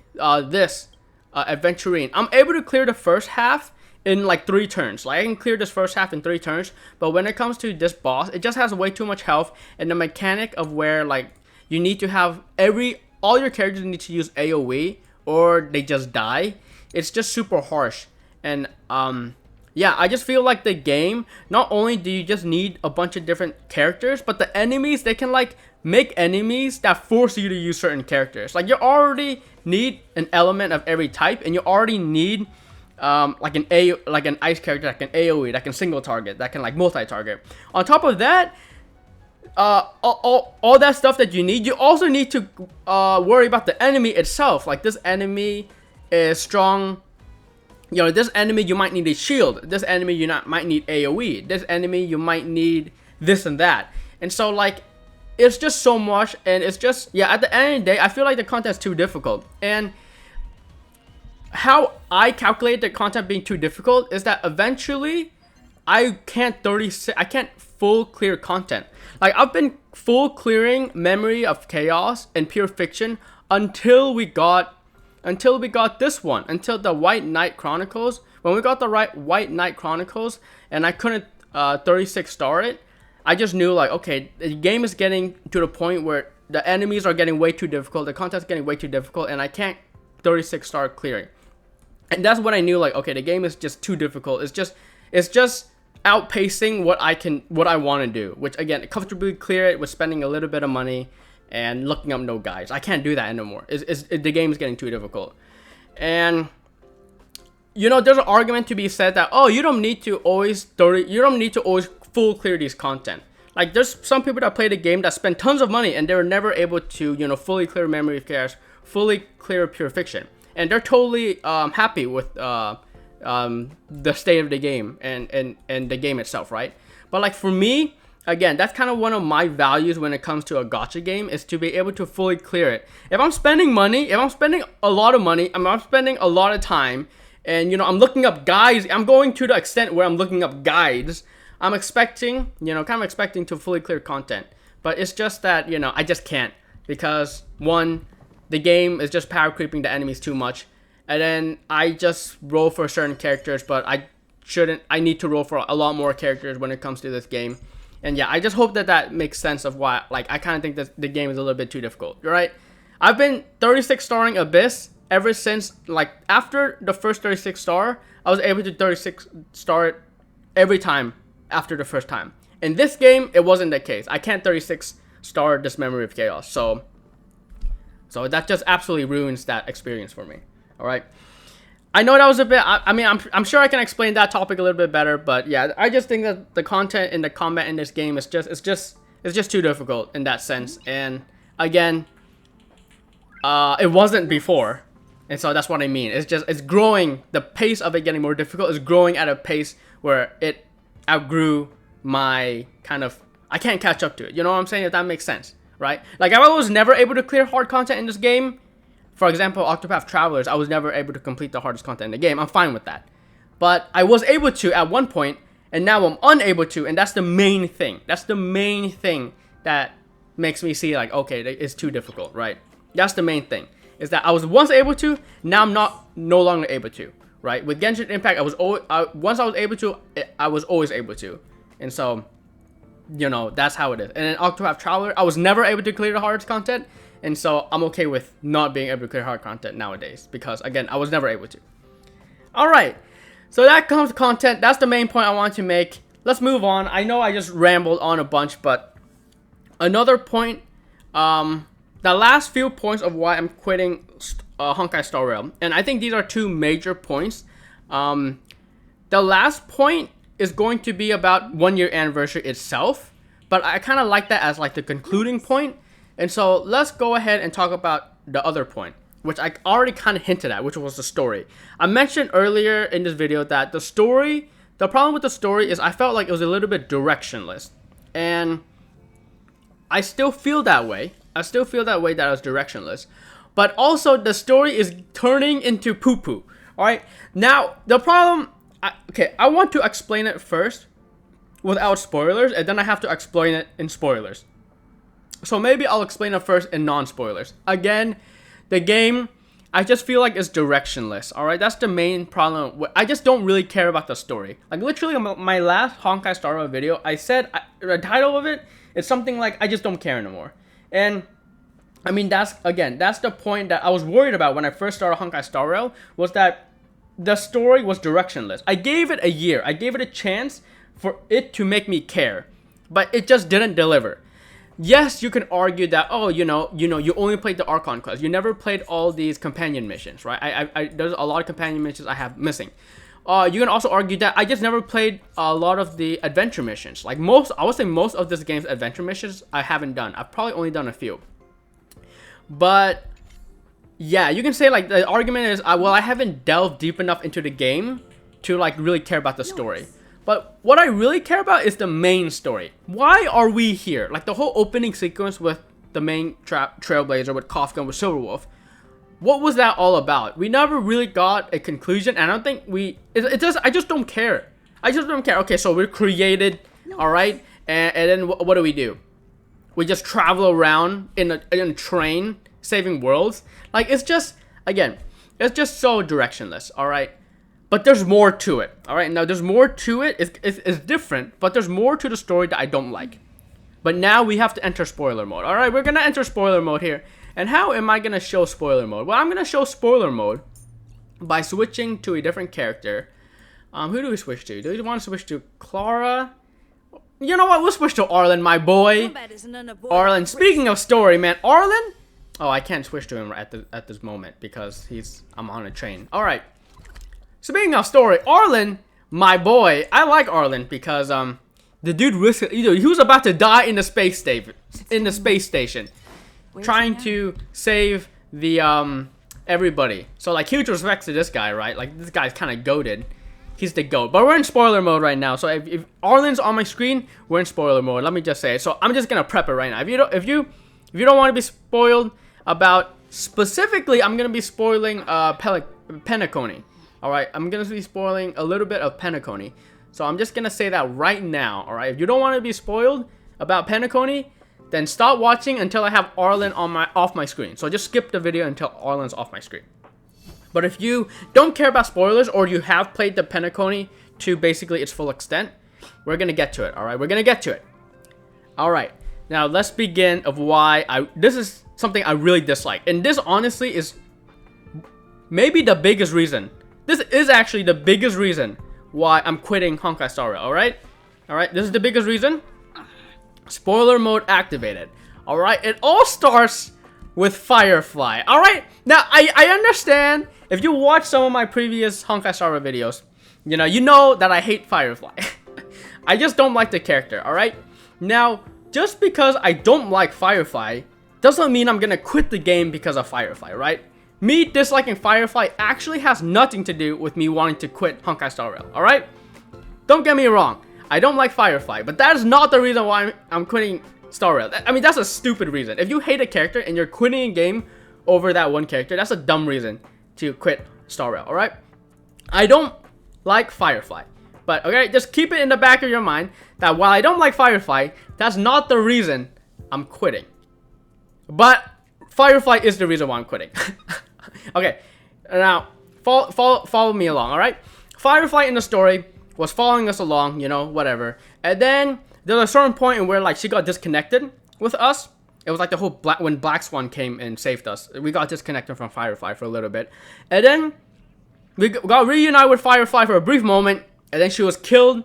I'm gonna say killed in quotation marks. She was killed in quotation marks by, the something onto death. The meme guy, the guy with the eyes. And then we got really sad. And then like, oh snap. So the person died, So like, Akron was saying like, oh, she died, and then Black Swan was like, oh, man, she dead. I think Black Swan said she's dead. So like a lot of people were like, okay, she's dead. And then even like Sunday, which supposedly Sunday should know everything about Penacony, right? Because he's part of the family, and he's chilling with all that stuff. Sure. Oh snap. We're still in spoiler mode. We're still in. Oh, I started the quest on accident. I don't care. Get me out. Get me out. Get me out. Get me out. Get me out. Get me out. Get me out. Get me out. Oh my god. I knew I shouldn't have stepped closer to the light, but I wanted to sit next to Peppy. That's. Oh my. We're in spoiler mode, guys. Alright. I'm not gonna talk. Dude, what is this? What is that? Get me out. What is this? We're in spoiler mode, guys. Alright. Even though you don't see Arlen on the screen, we're in spoiler mode. So I'm just gonna avoid talking about what I was talking about. Are you kidding me? Are you kidding me? Alright, this is a big problem with both Star Rail and Genshin Impact. Alright, while this is right now in Star Rail, this is also a big problem in Genshin Impact, where they just force you into starting quests. Get me out of here, bro. So, you know what? I'm just gonna... I just hate this. I wish that both Genshin Impact and Star Rail didn't do this, where you just freaking run in and it starts a quest. The thing is, Genshin Impact is way worse about it than Star Rail. But Star Rail is actually... I shouldn't say Star Rail is actually, but Genshin is actually trying to get better with it. I think with the new they are starting to get better at it. Where like if you start a story quest, which I think Arlecchino story quest, you can start it without like being interrupted. So they are getting better at it. But again, this is just one thing I hate about both games. All right, don't get me wrong. I know this is focusing mainly on hating Star Rail this video, but like this also applies to Genshin Impact. There's a lot of bad things about both these games. But the thing is, Genshin Impact just didn't stack enough of them for me to quit the game. Alright, back to spoiler mode. Get out of here if you don't want to be spoiled. I warn you. Alright, Firefly, dead. Supposed to be dead. Alright? And then, so that's one thing. Right? Just keep that in your mind. The main Trailblazer, oh, super sad that Firefly is dead, right? Super sad that Firefly is dead. But fair enough, you know, she's like, she died for no good reason. And she was with us. She was our tour guide, essentially, for Penacony. And so, you know, it makes sense that we'll be sad that she's dead, especially when we know her history. You know, a person who has like this disease where she isn't gonna be living much longer, and so you know, I guess we feel bad for her and like her just dying. And so again, being sad, main plot point. Firefly dead, we're sad. That's supposed to be a huge plot point, right, guys? It's supposed to be a huge plot point.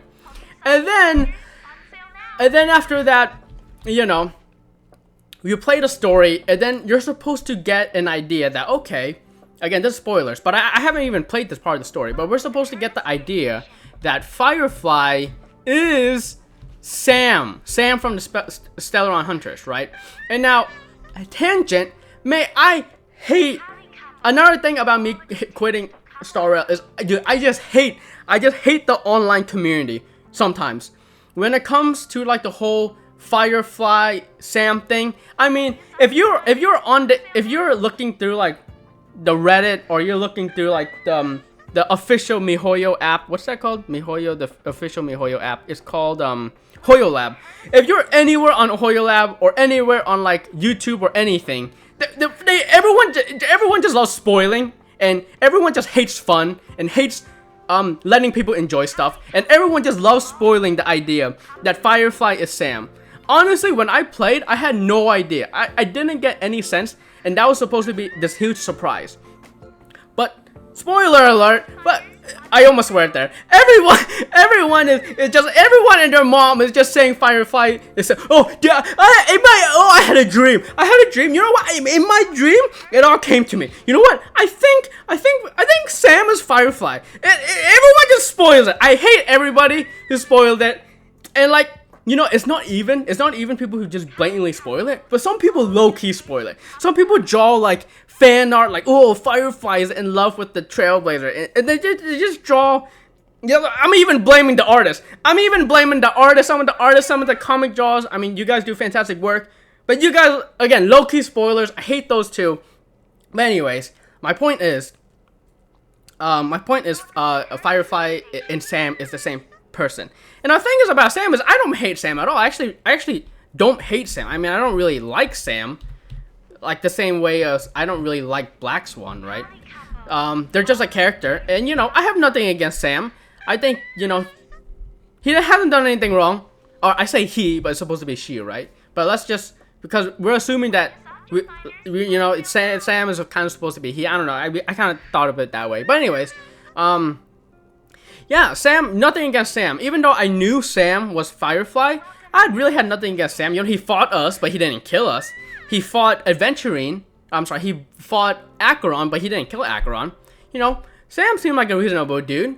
You know, while he is with Kafka and he is with Black Swan, you know, he's with the Stellar Hunters. He's, you know, supposed to be a bad guy.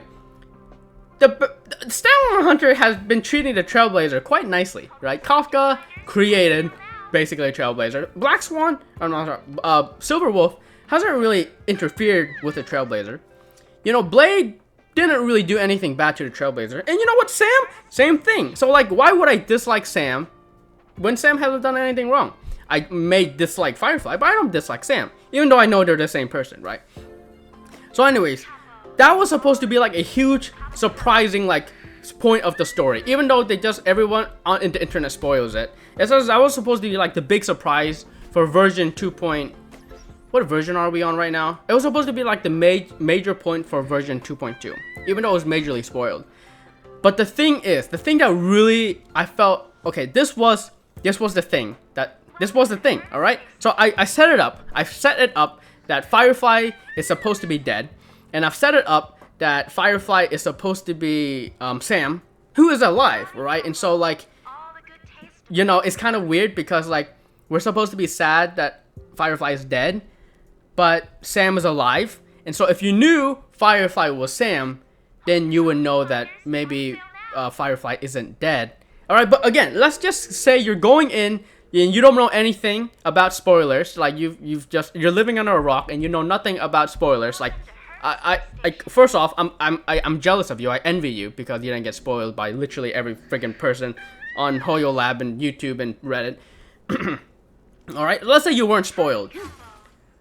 They drip market of Firefly. When they drip marketed Firefly, that was the day I decided to quit the game. Alright, that was the day I decided to quit the game. Why did I quit the game over Firefly drip marketing? Is it because I hate Firefly and she's coming in the game? I hate her, I'm gonna quit. No, that wasn't the reason. Actually, if anything, I was looking forward to Firefly and or Sam because I need a good fire character, right? I don't have a good fire character on my account. I don't really want to roll for Topaz. And so if anything, I was looking forward to Firefly. I might not like her, but I'll definitely roll for her if she's gonna make my account stronger, right? So if anything, I was kind of looking forward to Firefly drip marketing. But like her drip marketing, here's what they did, guys. If you haven't seen the Firefly drip marketing, I mean, at this point, I've spoiled everything, so it doesn't matter. The Firefly drip marketing has Firefly, and then it has the silhouette of Sam in the background. Alright, like, oh my god, why is that a problem? Why is drip marketing of Firefly with Sam in the background a problem? Why is that a problem? Well, that's a problem because that spoils the major point of Balcony. Why would they drip market Firefly with Sam in the background? Why would they spoil? Okay, here's the thing. All right, let me get to the point. They spoiled two things. All right, one, Firefly is dead, right? Firefly being dead was supposed to be a major plot point. That's why everyone's sad. That's why we want to get to the bottom of the problem in Pennyconey, because we can't have people dying, right? Like Firefly dying should have had a deep impact on the Trailblazer, and so now she really has a reason to care about the situation in Pennyconey and try to alleviate the situation, right? But Firefly, we know, isn't dead because Firefly is Sam, and we saw Sam fighting Acheron, and Sam fought us, and so Firefly isn't dead. So why should we care anymore about anything that's happening? You know what I'm saying? Like, the main point is that people are dying, and so big problem. People are dying. We need to act. But if the drip marketing literally shows Firefly alive, it's spoiled that she's alive, then why should we care? You know what I'm saying? Okay, so that is what makes me really mad. Okay, and another thing that makes me mad is that they show Firefly being Sam. Again, that was supposed to be like a big surprise that we got. And yes, everyone spoiled it, but the game literally spoils it as well. Imagine you're starting to play Honkai Star Rail for the first time. You haven't played any Pennyconey. You haven't played anything. And then you see Firefly, you see her drip marketing, and you see that she's Sam. All of a sudden, in my opinion, the Pennyconey arc, it just, like, why do you even care? Firefly dies? Well, I know she's Sam, so she doesn't die. I don't care. You know, like, it's just so lame. And, like, the problem that I have is that the game literally spoils, like, one of the major plots in Pennyconey.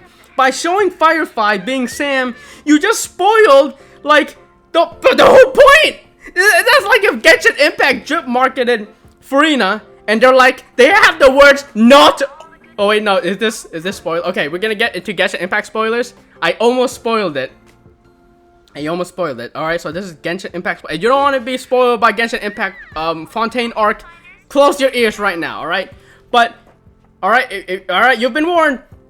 It's like if Genshin Impact drip marketed Furina and said, and then in big bold letters, not Archon. You know what I'm saying? Like, it's just, imagine if Genshin Impact drip marketed Furina, not Archon. They just spoiled the entire, like, Fontaine Archon quest line.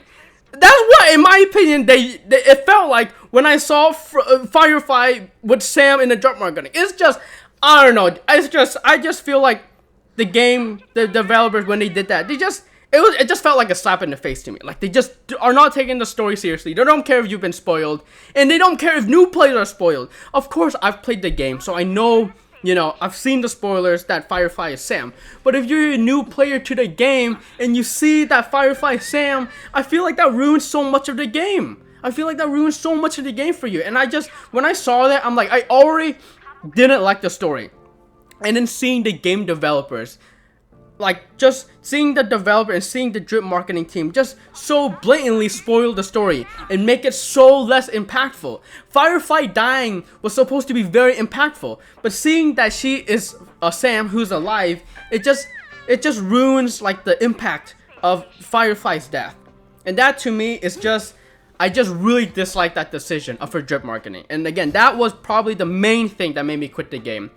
Again, nothing about me disliking Firefly, but more about how they handled the Firefly Sam situation in the drip marketing. I just dislike that.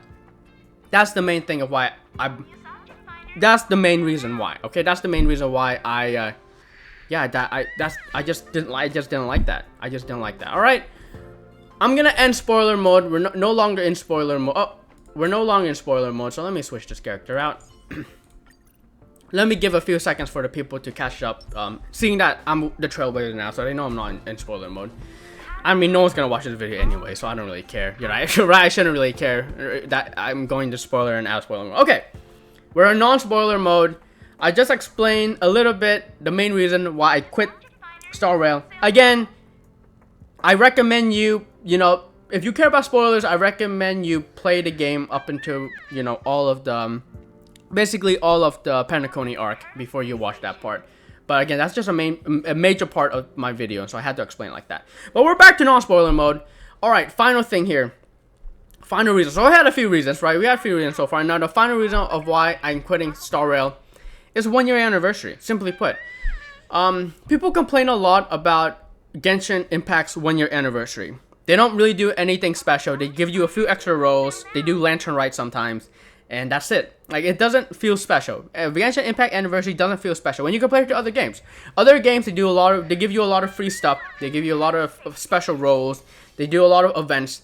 And so, 1 year anniversary, if you ever play 1 year anniversary in basically any other gacha game, in Pokemon Masters, in Octopath Traveler Champion of the Continent, even in Nier Reincarnation, which is dead, 1 year anniversary is just a really fun time to start the game. Like, when you recommend people, like, when it's anniversary, that's a great time to recommend people play the game. Because you're going to get a lot of rewards, you're going to get a lot of special banners. It's really fun. Genshin Impact, no. No, you just get a few extra rolls, that's it. And Star Rail, everyone was kind of, you know, people often compare Genshin Impact and Star Rail. And they always put Star Rail in a better light, saying how, oh, this game has better rewards and better stuff like that. And it's true, you get more roles in Star Rail. But like I mentioned before, a character in Star Rail has so much less. Wait, what am I trying to say? It has a lot less value than a character in Genshin Impact. So that's why I say, like, even though we get more roles in Star Rail, it doesn't really mean much when at the end of the day the characters are not as strong. But then the argument could be made for defensive support characters, and offensive support characters are really strong. And so those characters are actually more valuable than a Genshin character. But regardless, I digress. Honkai Anniversary, simply put, was just as bad, in my opinion, if not worse, than Genshin Impact Anniversary. Alright? People complain a lot about Genshin Impact Anniversary, and they always compare, oh, Star Rail is a better game. You get more roles, you get, you know, all this quality of life stuff, there's auto, all this stuff is better than Genshin Impact. Well, guess what? In my opinion, the first year anniversary for Star Rail was worse than Genshin Impact's first year anniversary. So yeah, the anniversary. What do I mean by what was Star Rail first anniversary? You got 30 rolls. That's kind of it. Genshin Impact, you got 20 rolls. And Star Rail, you got 30 rolls. Okay, so Star Rail is better than Genshin Impact. You get 10 more rolls. It's better. Alright, straight, alright, cut and dry. Star Rail anniversary better than Genshin. Again, rolls in Star Rail are worth less than rolls in Genshin Impact. So okay, 20 rolls in Genshin Impact, okay, is nothing, right? Don't get me wrong. I'm not saying 20 rolls in Genshin Impact is like the best thing ever. It's nothing. But 30 rolls in Star Rail, that's also nothing. Let's be honest here, guys. If you put 30 rolls in and you got like a freaking Black Swan, or I guess when the patch came out, it was Acheron. Let's say you got 30 rolls and you get like Acheron. Sure, Acheron's really strong, but like if you don't get her Light Cone, like, dude, that character is just gonna get power crept, or just that character is not gonna be, you know, it's. I mean, Acheron's good. I shouldn't say Acheron's not gonna get power crept. Acheron's really good, and she's good in multiple types of content. All right, don't get me wrong. But like, 10 extra rolls in Star Rail for anniversary, to me that just doesn't feel like it's any better than Genshin Impact's 20 rolls. Like it just doesn't feel any better. Like it's just as poopy. And again, this is now we're gonna move on to like complaining about both anniversary. But Genshin Impact, the reason why Genshin Impact anniversary always felt so bad for me was because there was no special banners. And Pokemon and like basically every other gacha game, when there's anniversary, first off, a lot of times you get a free rolls. Like in Genshin, in Pokemon Masters, you get like hundreds of free rolls. In Octopath Traveler and in Star Rail, or in not Star Rail, but in like Near Reincarnation, you get a ton of free rolls. Near Reincarnation specifically was like 200 rolls. And again, they are low value rolls. I'm not gonna say they're high value, as in like Genshin Impact and Star Rail rolls are higher impact than, you know, those other games. But you still get a lot of free rolls, and you get special banners. They always, like, you always hear about anniversary banners, like Pokemon Masters, save for anniversary. The anniversary banners are the best. In Near Reincarnation, we got anniversary characters, and those characters are cool. And then in, you know, Octopath Traveler Champion Continent, first year anniversary, you got to roll the big 3 bad guys. Like, that's super cool, right? But in Genshin Impact, you just get, for anniversary, no special banners, no free rolls. It just doesn't feel good. Same thing with Honkai Star Rail. Anniversary, what do we get? We got Acheron. Okay, she's just a normal. Again, Acheron's cool. Don't get me wrong. She's really cool. She's really strong. But it's just a normal banner. There's nothing special. We didn't get any free rolls. Like free rolls. I mean, not like the free 30 rolls you get, but I mean like additional free rolls. We didn't get any special banners. We didn't get like a free character. We got a free 4-star, but we didn't get a free 5-star. It's just that's the main reason why, in my opinion, anniversary feels so bad in Genshin Impact and Star Rail. Again, I'm throwing in Genshin Impact in the same light here. There's just the anniversary banners are just so lame. And then one thing that Star Rail, like I said, I did say Star Rail is worse. Star Rail's anniversary was worse than Genshin. It was the event. The event that we got for Star Rail, I don't care about this. The event we got in Star Rail was a freaking like bartending event. Like, and like the thing about the event in Star Rail is, okay, by the way, you also had to be fully caught up in the story. Like, you had to be completely caught up with the story to play the event that came out on anniversary. And guess what? This event isn't even like the main, or I shouldn't say, this event isn't even like anniversary themed, right? This just so happened to came out at the anniversary. But like, all right, then what about the actual anniversary event, the Odyssey, the something Odyssey event? That Odyssey event for anniversary was garbage, right? It was just rewards. It wasn't anything story based. I mean, it was kind of fun, but it wasn't really anything special. That anniversary event, the Odyssey event, was, let's be honest here, it was a lame event. It was a lame anniversary event. And so like Genshin Impact, when they have their anniversary, it's usually Lantern Rite, and Lantern Rite, is it Lantern Rite? Genshin anniversary, Genshin, and because I might be mixing up anniversary with Chinese New Year's. Genshin anniversary date. What are the dates? Oh, it's September. All right. So, oh, Genshin Anniversary is, Genshin Anniversary sometimes falls with, big patch. I think it's like, wasn't 3 point... Oh, it's usually the start of the patch. Okay. So, yeah, Genshin Anniversary, they don't... Yeah, I guess they don't really do any special events for Anniversary. But, again, the events for Anniversary... Well, I guess Genshin Impact doesn't do events for Anniversary. Okay, so I shouldn't say events... Okay, actually, you know what? Maybe Star Rail Anniversary is just as bad as Genshin. I say Genshin is better, but you know what? They don't really do anything special for for event-wise anyways, too. Alright. So never mind, both of their anniversaries are bad. And just a side note, another small reason why Genshin Impact I just don't like, or I'm sorry, Star Rail I just don't like, is some of these major event quests are just garbage. Alright, like this one was pretty good, this one was pretty good, this one was garbage, but that was also the first patch, so I don't really blame them for that one. This one's okay, this one was pretty garbage, let's be honest here. This one is okay.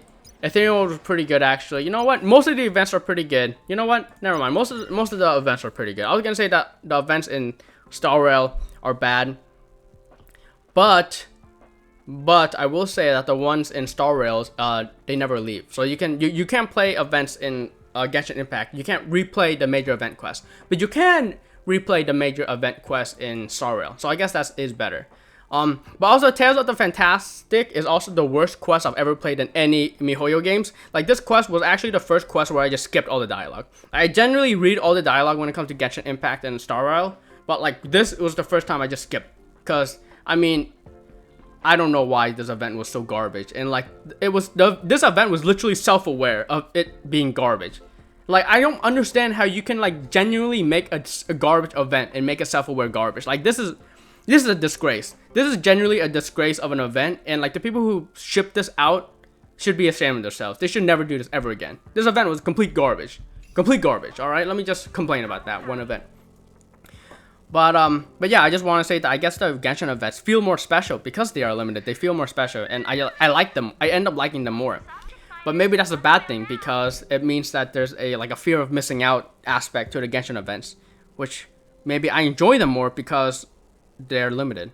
So I don't know, it's hard to judge. Do I want events that always stay but aren't as good, or do I want events that are really good but are limited? I honestly, I'd rather have this. I'd rather have less good events but they're not limited, just because I care about every player instead of players that can't play a certain time or start late. So honestly, actually, this is probably better in a Star Rail. Alright. And that's the end of the video. Alright, now none of these points make me want to quit the game independently. Alright, so I made a few points. The character outfit being bad, that was one of the points that I made. While I hate the character outfit direction in both Star Rail and Genshin Impact, I haven't quit Genshin Impact because of it. Alright, and it's the same thing with Genshin Impact. I haven't quit Genshin Impact, but I hate the character outfit designs. When it comes to Anniversary, both Anniversary of Genshin Impact and Honkai Star Rail are terrible, right? But I'm quitting Star Rail and I'm not quitting Genshin Impact. I think the Relic system, the artifact and / Relic system in both games, I think it could be a lot of work. While I do think Star Rail's Relic system is worse than Genshin Impact's artifact system, I don't think it's bad enough for me to want to quit the game, right? The combat in Star Rail is, in my opinion, a lot worse than Genshin because it's a lot more difficult. And again, the argument could be made that I just suck at this game, right? That's a great argument that could be made. But I just think that the game is too hard. And you know, if it feels really bad, that I can't 36-star Forgotten Halls just because I don't have the right characters for it. Like, it feels really bad. But again, that reason of it by itself isn't enough to make me quit the game. I really dislike how they're handling the story. Right? Again, I already mentioned a big spoiler, so I'm not going to mention that big spoiler again. But I really hate how Star Rail is handling the story of the game. I really hate that. However, again, that's not enough for me to quit the game. But as you see there, I mentioned like 5 reasons. Genshin Impact has 3 of those reasons, and I'm not quitting Genshin Impact. But Star Rail has 5 of those reasons. Not 5 of those reasons, but 5 reasons, right? And there's, you know, a few other reasons that I'm not going to mention at the moment because I can't think of them. But I'm sure there's other reasons why I'm quitting this game. But yeah, Star Rail just has too many reasons for me to quit the game, you know? If it only had a few, I would still be playing. But again, the story being... I just don't care about the story, the combat being too bad, the relic system being so garbage because you need to chase for stats, the character outfits being so, I just don't like them, you know, all that stuff, and anniversary being so bad. There's just a lot of reasons accumulating for me, and I just want to quit the game. Genshin Impact, while it has a lot of those reasons, the story, I like the story in Genshin Impact, and the combat, I'm happy with the state of the combat in Genshin Impact, and those 2 reasons just are preventing me from quitting Genshin Impact. And those 2 reasons are the reasons that push it over the line for me to quit Star Rail. Alright, so that's the video. That's a wrap of the video. I know that it's a long video. I don't know how I'm gonna cut this video. I'm not sure how I'm gonna edit this video to make it I'm not sure how I'm gonna edit this video. But yeah, if you stuck around this long, again, I appreciate it. This video, while I do say I hate a lot of stuff, it's not really about a video of me hitting Star Rail. It's a lot of my opinion. So this is a very opinionated video, and so if you disagree, I think it's completely fine. Again, I'm not trying to defend my points. All right, my opinions might be terrible, and if you have a different opinion, you know, I don't think your opinion is wrong, and you know, I'm not gonna say my opinions are right.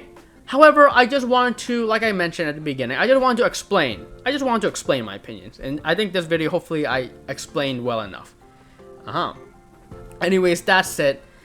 I can finally delete Star Rail. It's funny because I deleted Tower of Fantasy just because I didn't want to play that game no more. And then I ended up downloading Star Rail soon after to replace that void.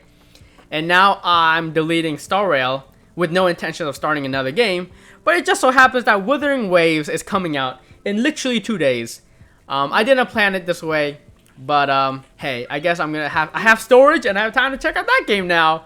Again, I'm not quitting Star Rail to start another game, and I didn't quit Tower of Fantasy to start Star Rail, but it just so happens to be that way. All right. So, anyways, thank you so much for watching. If you made it to the end of this video, you're so beautiful the way you are. Holy cow, you made it to the end of the video. You're the GOAT.